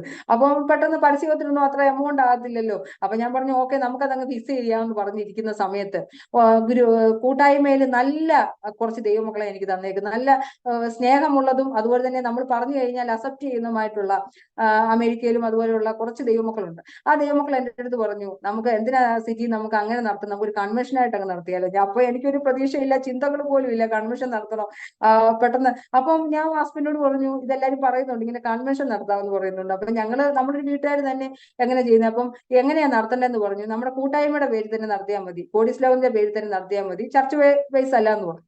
അപ്പൊ ഞാൻ പറഞ്ഞു അച്ചാച്ചൻ അതെല്ലാം ചെയ്യേണ്ട വരുമെന്ന് പറഞ്ഞു. അപ്പൊ നമുക്ക് ഹസ്ബൻഡ് നേരത്തെ കൺവെൻഷൻ ചെയ്തൊരു പ്രാക്ടീസോ കാര്യങ്ങളോ ഒന്നുമില്ല, എനിക്കും ഇല്ല. അപ്പൊ എങ്ങനെയാണ് മുന്നോട്ട് പോകേണ്ടതെന്ന് ആരോട് ചോദിക്കണമെന്നും അറിയത്തില്ല. പക്ഷെ പാസ്റ്ററോട് എന്ന് ചോദിച്ചു. അപ്പൊ പാസ്റ്റർ പറഞ്ഞു തൃശ്ശൂർ മംഗലം എന്ന സ്ഥലമുണ്ട്, വടക്കാഞ്ചേരി മംഗലമാണെന്ന് പറഞ്ഞു. അപ്പൊ ഇന്ന് വരെ ഞങ്ങൾ ആ സ്ഥലം കേട്ടിട്ടുമില്ല കണ്ടിട്ടുമില്ല.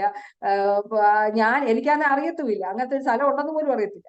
അപ്പം മംഗലം എന്ന സ്ഥലത്ത് അവിടെ ഒരു ഓഡിറ്റോറിയം ഉണ്ട് എന്ന് പറഞ്ഞു. അവിടെ ആരും യേശുവിനെ അറിയാത്ത കുറച്ച് മേഖലയാണ്. അപ്പൊ അവിടെ ചെന്നൊരു കൺവെൻഷൻ നടത്താനായിട്ട് അപ്പൊ എനിക്ക് ഭയങ്കര സന്തോഷം. ഞാൻ എല്ലാവരും ചോദിച്ചു കഴിഞ്ഞപ്പം ഫണ്ട് ആദ്യം എല്ലാവരും പറഞ്ഞു കുഴപ്പമൊന്നും ഇല്ല എന്ന് പറഞ്ഞെങ്കിലും അറിയാമല്ലോ കൺവെൻഷന്റെ ഫണ്ടുകളൊക്കെ വരുന്ന സമയത്ത് എത്രത്തോളം കാര്യങ്ങൾ റിസ്ക് ഉണ്ടെന്നുള്ള കാര്യം അറിയാമല്ലോ. ഞങ്ങൾക്കും സാമ്പത്തികമായിട്ട് ഒത്തിരി ബുദ്ധിമുട്ടുള്ള സമയമാണ്.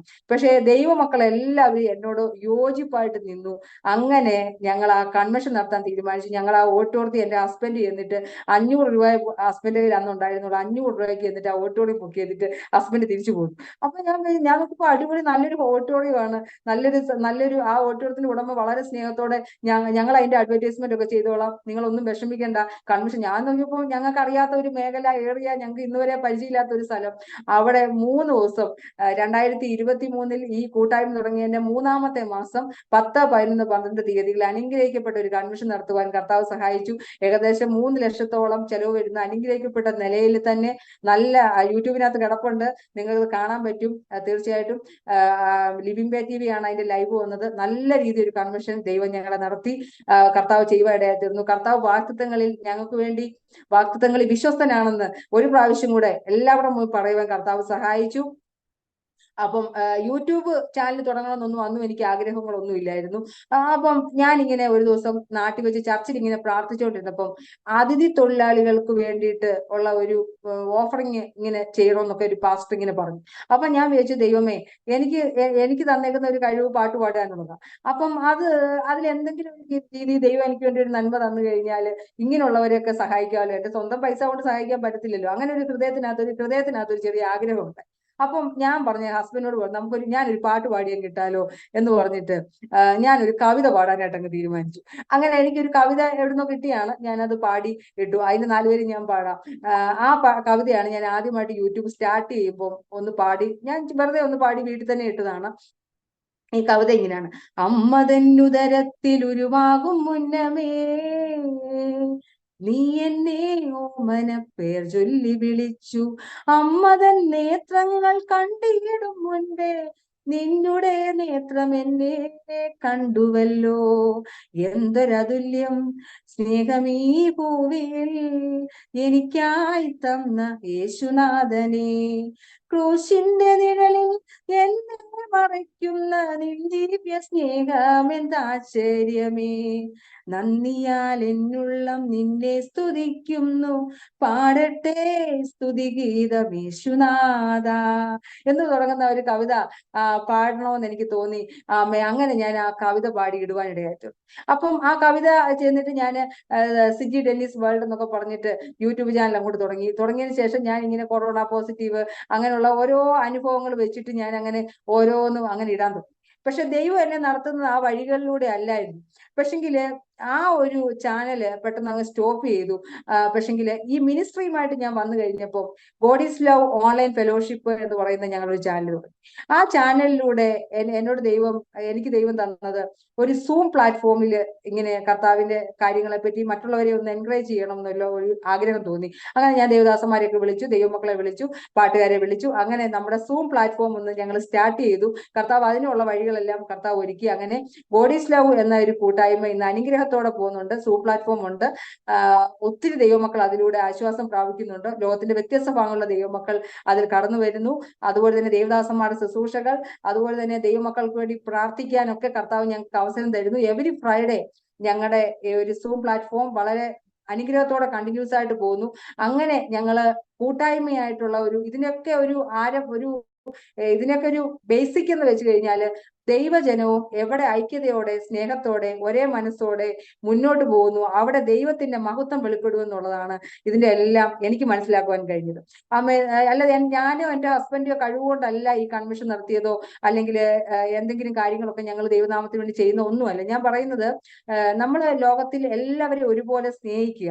ഈ ആശയം എന്റെ ഹൃദയത്തിലേക്ക് വന്നത് എപ്പോഴാണെന്ന് വെച്ച് കഴിഞ്ഞാല് യേശു നായക ശ്രീഷ നമോ നമോ എന്നുള്ള ഒരു ഗാനം നമുക്ക് എല്ലാവർക്കും അറിയുന്ന ഒരു ഗാനമാണ്. ആ ഒരു ഗാനം. അപ്പൊ അത് എഴുതാനുണ്ടായ പശ്ചാത്തലത്തെ പറ്റി ഞാനൊന്ന് അന്വേഷിച്ചപ്പോൾ എനിക്ക് മനസ്സിലാക്കാൻ കഴിയുന്നത് KV സൈമൺ സാറിന്റെ ഒരു ഗാനമായിരുന്നു അത്.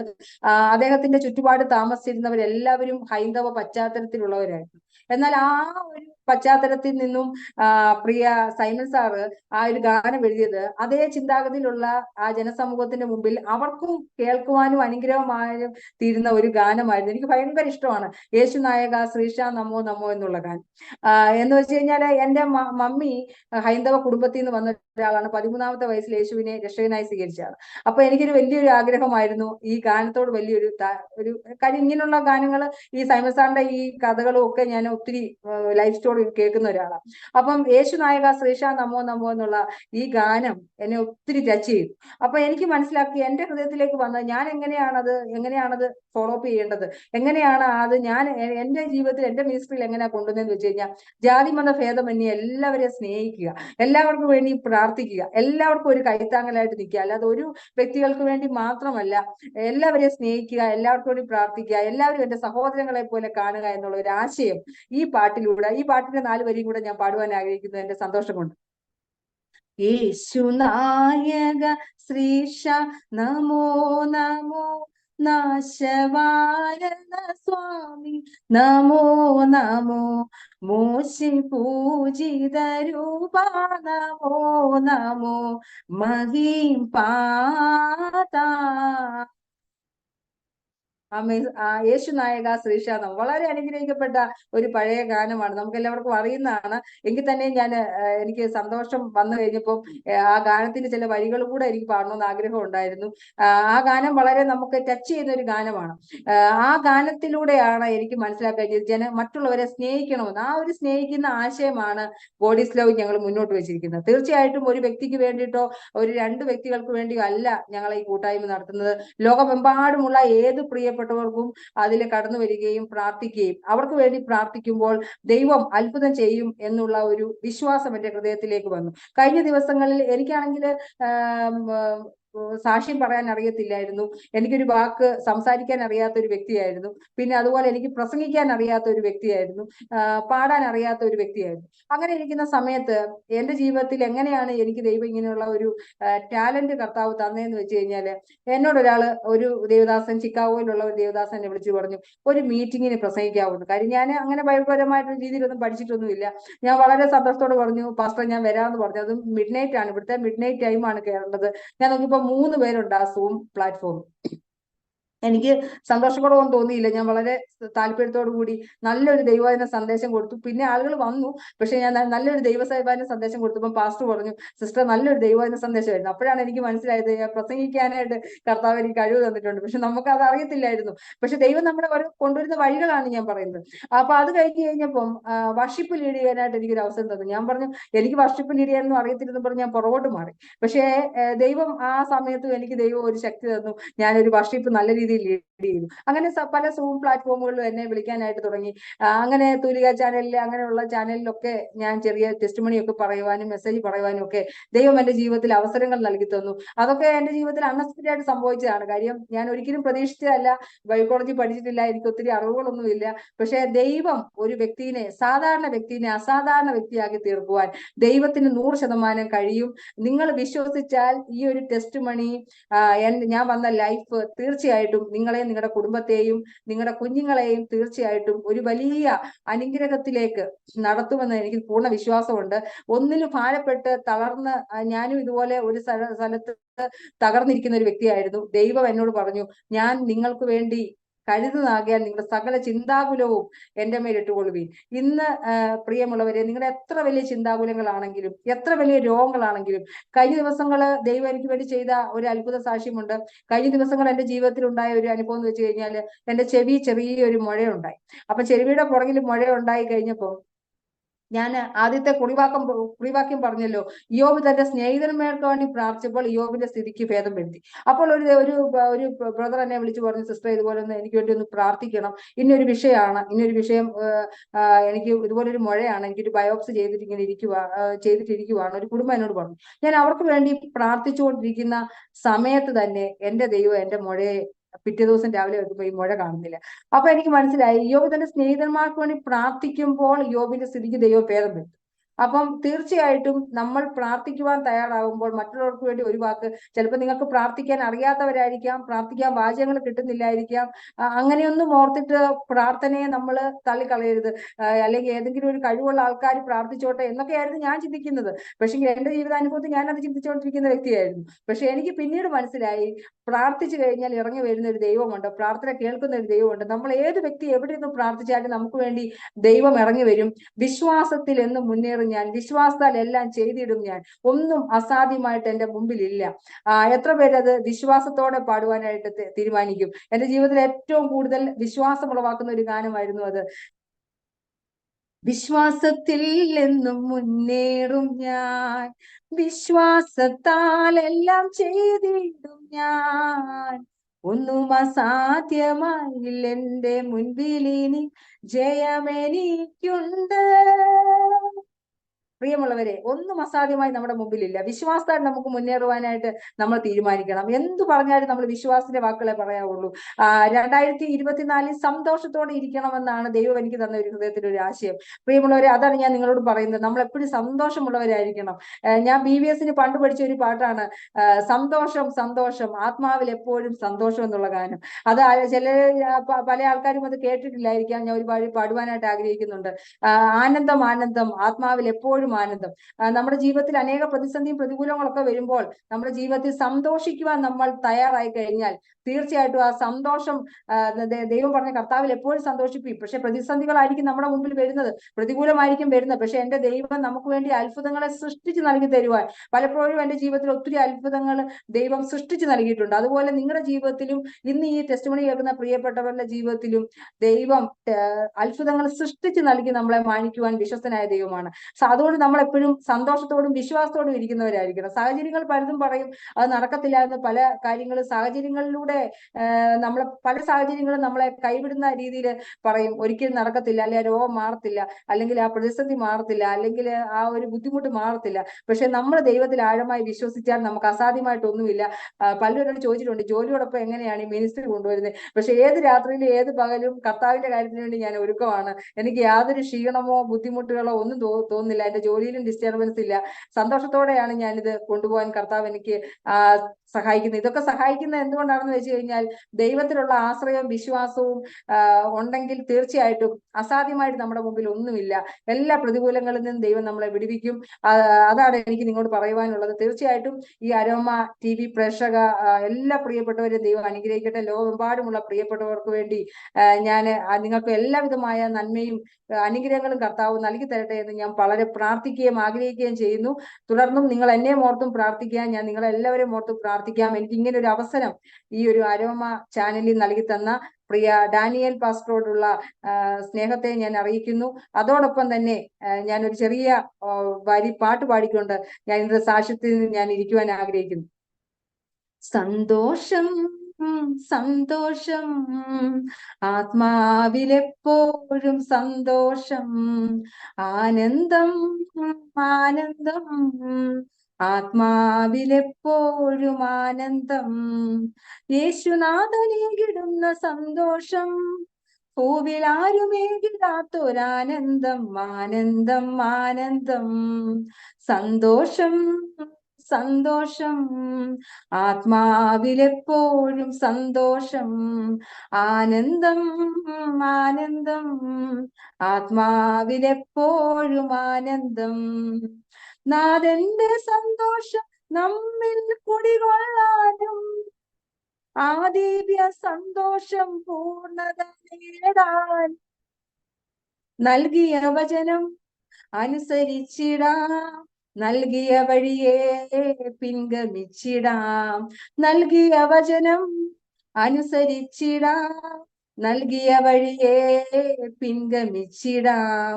പരസ്പരം സ്നേഹമോടെ പങ്കുവെച്ചു വളർന്നിടുകിൽ സന്തോഷം സന്തോഷം ആത്മാവിലെപ്പോഴും സന്തോഷം, ആനന്ദം ആനന്ദം ആത്മാവിലെപ്പോഴും ആനന്ദം. Praise the Lord. ദൈവം ആമേൻ ആമേൻ ആമേൻ. ഞാൻ വളരെ ശ്രദ്ധിച്ച് ഈ സാക്ഷ്യം കേൾക്കുകയായിരുന്നു. വളരെ തിരക്കുകളുള്ള ഒരു ജോലിയാണ് സൗദി അറേബ്യയിലെ കർത്താവിൻ്റെ ദാസി സിജി ഡെന്നി ചെയ്തുകൊണ്ടിരിക്കുന്നത്. കുടുംബജീവിതം നയിക്കുന്നു, ജോലി ചെയ്യുന്നു. അതിൻ്റെ ഇടയിലും അനുഭവിച്ചറിഞ്ഞ കർത്താവിൻ്റെ സ്നേഹത്തെക്കുറിച്ച് പങ്കുവയ്ക്കുവാൻ ലഭ്യമായിരിക്കുന്ന എല്ലാ അവസരങ്ങളും പ്രയോജനപ്പെടുത്തുന്ന ഒരാൾ, സുഹൃത്തുക്കളോടായാലും സോഷ്യൽ മീഡിയയിലൂടെ ആയാലും ഗാനങ്ങളിലൂടെ ആയാലും ഒക്കെ അതിനുവേണ്ടി സമയങ്ങൾ കണ്ടെത്തുന്ന ആ ഒരു നല്ല ഒരു സ്വഭാവം, നല്ല ഒരു ഒരു അവസരങ്ങൾ പ്രയോജനപ്പെടുത്തുന്ന ആ ഒരു ക്യാരക്ടർ വളരെ അഭിനന്ദനീയമാണ്, പ്രശംസനീയമാണ്. പ്രിയ സഹോദരിയെ കർത്താവ് അനുഗ്രഹിക്കുമാറാകട്ടെ. തൊഴിൽ മേഖലയുമായി ബന്ധപ്പെട്ട് ജീവിതം നയിക്കുന്ന ഒരുപാട് സഹോദരീ സഹോദരന്മാർക്ക് പ്രചോദനം പകരുന്ന ഒരു സാക്ഷ്യമാണ് സിജി ഡെനിയുടേതെന്ന് എനിക്ക് മനസ്സിലാക്കാൻ കഴിഞ്ഞു. നമുക്ക് ജോലി മാത്രമല്ല, നമ്മളെ ദൈവം ആക്കി വെച്ചിരിക്കുന്ന ഇടത്ത്, നമ്മളെ കൊണ്ടുപോകുന്ന ഇടത്ത് നമ്മളെ കൊണ്ട് ചെയ്തെടുക്കുവാൻ ദൈവം ആഗ്രഹിക്കുക. നമ്മൾ ജോലിയിൽ വിശ്വസ്തരായിരിക്കണം. നമ്മൾ ജോലി വളരെ ഉത്തരവാദിത്തത്തോട് ഭംഗിയായി തന്നെ ചെയ്യണം. നമ്മുടെ സ്ഥാപനത്തിന് നമ്മളെ കൊണ്ട് വളരെ പ്രയോജനം ഉണ്ടാകണം. അപ്പോൾ തന്നെ നമ്മളെ അവിടേക്ക് കൊണ്ടുപോയ അവസരം ഒരുക്കി തന്ന നമ്മുടെ ദൈവത്തിന് അതിലേറെ പ്രയോജനപ്പെടുവാൻ, അതിലേറെ മഹത്വം കരയറ്റുവാൻ നമ്മുടെ ജീവിതം ഇടയായിത്തീരുമെങ്കിൽ തീർച്ചയായിട്ടും നമ്മളെ ദൈവം പടിപടിയായി ഉയർത്തുവാനിടയായിത്തീരും. ദൈവത്തിൻ്റെയും മനുഷ്യൻ്റെയും മുൻപാകെ നാം വിശ്വസ്തരായി നിൽക്കുമ്പോൾ നമ്മെ ദൈവം ആദരിക്കുവാൻ, ഉയർത്തുവാനിടയായിത്തീരും. ദൈവം ഒരുവനെ ഉയർത്തിയാൽ ആർക്ക് താഴ്ത്താൻ കഴിയത്തില്ല. ദൈവം താഴ്ത്തിയാൽ പിന്നെ പറയേണ്ട കാര്യമില്ലല്ലോ. സ്തോത്രം. പ്രിയ സിജി ഡെന്നി സിസ്റ്ററിന്റെ ഈ ഒരു നല്ല ഒരു സേവന മനോഭാവത്തെ, കർത്താവിനോടുള്ള സ്നേഹത്തെ ഞാൻ അഭിനന്ദിക്കുന്നു. അരോമ ടിവിയുടെ എല്ലാ ഭാവുകങ്ങളും നേരുന്നു. കർത്താവ് അനുഗ്രഹിക്കുമാറാകട്ടെ. അതുപോലെ അരോമ ടിവിയിലെ ശ്രോതാക്കളെ, നിങ്ങളോട് ഞങ്ങൾക്ക് പറയാനുള്ളത്, നമ്മുടെ കർത്താവിൻ്റെ വരവ് ഏറ്റവും ആസന്നമായിരിക്കുന്നു. നിങ്ങളിൽ പലരും തൊഴിൽ മേഖലയുമായി ബന്ധപ്പെട്ട് തിരക്കുകളുടെ നടുവിലാണെന്ന് ഞങ്ങൾക്കറിയാം. അപ്പോൾ തന്നെ നിങ്ങൾ ഈ വീഡിയോ കാണുകയും മറ്റുള്ളവർക്ക് ഷെയർ ചെയ്യുകയും ചെയ്യുന്നു എന്ന് ഞങ്ങൾക്ക് മനസ്സിലാക്കാൻ കഴിയുന്നുണ്ട്. അപ്പോൾ തന്നെ നിങ്ങൾക്ക് കിട്ടുന്ന അവസരങ്ങൾ ഏത് വിധേനയും കർത്താവിന് വേണ്ടി പ്രയോജനപ്പെടുവാൻ നിങ്ങൾ വിനിയോഗിക്കണമെന്ന് ഞങ്ങൾക്കൊരു അപേക്ഷയുണ്ട്. നമ്മുടെ കർത്താവ് വരാറായി. സ്തോത്രം. നമ്മെ കൊണ്ട് കർത്താവ് ചെയ്തെടുക്കാൻ ആഗ്രഹിക്കുന്ന കാര്യങ്ങൾ ചെയ്തെടുക്കുവാൻ പല പരിമിതികൾ ഒരു പക്ഷേ നമുക്കുണ്ടായിരിക്കാം. സൗദി അറേബ്യയിലോ ഗൾഫ് രാജ്യങ്ങളിൽ എവിടെയെങ്കിലുമോ മറ്റേതെങ്കിലും ഫോറിൻ കൺട്രിയിലോ അല്ലെങ്കിൽ ഇന്ത്യയിലോ ഒക്കെ ഒക്കെ ഒക്കെ പല പരിമിതികളുണ്ടായിരിക്കാം. എന്നെ സംബന്ധിച്ചിടത്തോളം ഞാനിവിടെ ഗുജറാത്തിലാണ്. എനിക്ക് സുവിശേഷ സ്വാതന്ത്ര്യം ഉണ്ടായിരുന്നു. എന്നാൽ ഇപ്പോൾ അതെല്ലാം തടയപ്പെട്ടിരിക്കുക. എനിക്ക് സ്വാതന്ത്ര്യത്തോടുകൂടി എനിക്ക് സുവിശേഷ പ്രവർത്തനങ്ങൾ ചെയ്യുവാൻ ഇപ്പോൾ കഴിയാത്തൊരു സാഹചര്യം. വളരെ ഏറെ പേർസിക്യൂഷന്റെ നടുവിലൂടെ കടന്നു പോകുന്നു. പക്ഷെ ഞാൻ ആ സമയത്ത് എനിക്ക് കൂടുതൽ, നേരത്തേനേക്കാൾ കൂടുതൽ സുവിശേഷ വേലയുള്ള ബന്ധത്തിൽ മറ്റു വിവിധ തലങ്ങളിൽ കർത്താവിൻ്റെ വേലയിൽ വ്യാപൃതനായി തീരുവാൻ ദൈവം എന്നെ സഹായിച്ചുകൊണ്ടിരിക്കുന്നു. അപ്പം നമ്മുടെ ആയുസ്സും നമ്മുടെ അവസരങ്ങളും കർത്താവിൻ്റെ നാമമഹത്വത്തിന് വേണ്ടി പരമാവധി നമ്മൾ പ്രയോജനപ്പെടുത്തുവാൻ തയ്യാറാകുമെങ്കിൽ അത് നമ്മുടെ ജീവിതത്തിൽ വലിയ അനുഗ്രഹമായി തീരും. കർത്താവ് നമ്മെ എല്ലാവരെയും അനുഗ്രഹിക്കട്ടെ. ഒരു നിമിഷം നമുക്ക് പ്രാർത്ഥിക്കാം. നമ്മുടെ കണ്ണുകളെ അടയ്ക്കാം. നാം ഒരുമിച്ച് സ്തോത്രം ചെയ്ത് പ്രാർത്ഥിക്കുമ്പോൾ അരോമ ടിവിയിലെ പ്രേക്ഷകർക്ക് വേണ്ടി കർത്താവിൻ്റെ ആസി സിജി ഡെന്നി ചുരുക്കം വാചകങ്ങൾ ഒരു നിമിഷം പ്രാർത്ഥനയിൽ നമ്മെ സഹായിക്കും. നമ്മുടെ കണ്ണുകൾ അടയ്ക്കാം. സിസ്റ്റർ പ്രാർത്ഥിക്കാം. നമ്മുടെ ദൈവമേ, സ്വർഗീയ നല്ല പിതാവേ, അരോമ ടിവി പ്രേക്ഷകരെയും ഇതിന്റെ കർത്താവെ പ്രവർത്തിക്കുന്ന പ്രിയ ഡയറക്ടർ പാസ്റ്റർ ഡാനിയൽ പാസ്റ്ററെയും ഓർത്ത് ദൈവത്തെ സ്തുതിക്കുന്ന കർത്താവെ, ഞങ്ങളുടെ ഈ ഒരു ഇന്നത്തെ ഈ ടെസ്റ്റ് മണി കേട്ട എല്ലാ പ്രിയപ്പെട്ടവരെയും നിന്റെ കരങ്ങളിൽ സമർപ്പിച്ചു പ്രാർത്ഥിക്കുന്ന എല്ലാ പ്രേക്ഷകരെയും കർത്താവ് അനുഗ്രഹിക്കണം. ജാതിമത ഭേദമന്യേ എല്ലാ പ്രിയപ്പെട്ടവരെയും ദൈവം അവിടുന്ന് അനുഗ്രഹിക്കണമേ. അവിടെ കുഞ്ഞുങ്ങൾ, കുടുംബങ്ങൾ എല്ലാം അനുഗ്രഹിക്കപ്പെടുവാൻ സഹായിക്കണം. ഏതെങ്കിലും രോഗങ്ങളാൽ ഭാരപ്പെടുന്ന ഏതെങ്കിലും പ്രിയപ്പെട്ടവർ കർത്താവെ ഈ ഒരു ശബ്ദം കേൾക്കുന്നുണ്ടെങ്കിൽ കർത്താവ് അവരെ പൂർണ്ണ സൗഖ്യത്തോടെ കർത്താവ് എഴുന്നേൽപ്പിക്കണമേ. ശക്തിയും ബലവും പകരണമേ. വാഗ്ദത്തങ്ങൾ നിറവേറാതെ കിടക്കുന്ന ഏതെങ്കിലും കുടുംബങ്ങൾ, വ്യക്തി ജീവിതങ്ങൾ ഉണ്ടെങ്കിൽ അവിടെ ജീവിതത്തിൽ കർത്താവ് ഈ ടെസ്റ്റ് മണിയിലൂടെ വാഗ്ദത്തങ്ങൾ നിറവേറുവാൻ കർത്താവ് സഹായിക്കണമേ.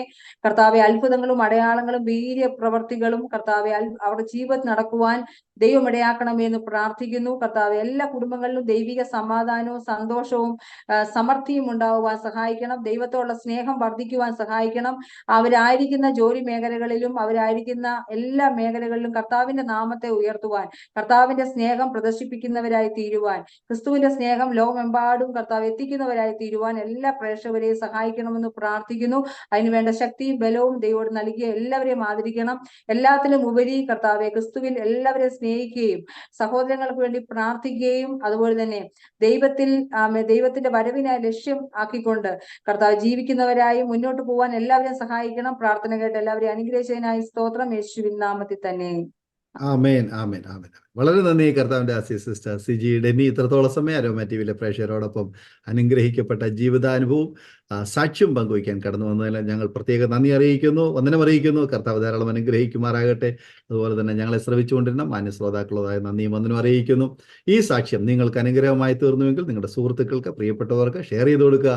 അവരും കേൾക്കട്ടെ, അനുഗ്രഹിക്കപ്പെട്ട് അതിലൂടെ ദൈവനാമയപ്പെടുവാൻ കൂടിയായിത്തീരും. നിങ്ങൾക്കൊരു പ്രാർത്ഥനാ വിഷയമുണ്ട്, ഞങ്ങളുമായി ബന്ധപ്പെടാൻ ആഗ്രഹിക്കുന്നെങ്കിൽ വാട്സപ്പിൽ ഞങ്ങൾക്ക് മെസ്സേജ് അയയ്ക്കുക. സ്ക്രീനിൽ കാണുന്ന നമ്പർ അതിനെ ഉപയോഗിക്കാവുന്നതാണ്. അടുത്ത അനുഗ്രഹിക്കപ്പെട്ട ഒരു സാക്ഷ്യവുമായി വീണ്ടും കാണും വരെ എല്ലാവർക്കും good bye. God bless you all.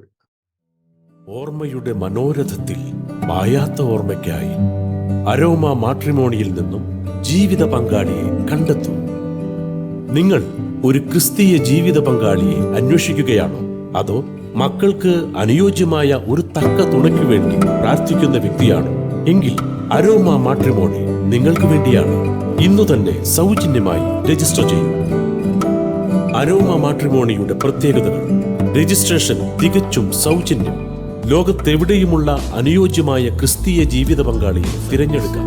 വിവാഹം നടക്കുന്നതുവരെ സർവീസ് ലഭിക്കുന്നു. ഏറ്റവും ചെറിയ പാക്കേജുകളും തിരഞ്ഞെടുക്കാം. അരോമ മാട്രിമോണി നിങ്ങൾക്കായി ഒരുക്കുന്നു വിവാഹം പരമാനന്ദം. Email aroma matrimony2020@gmail.com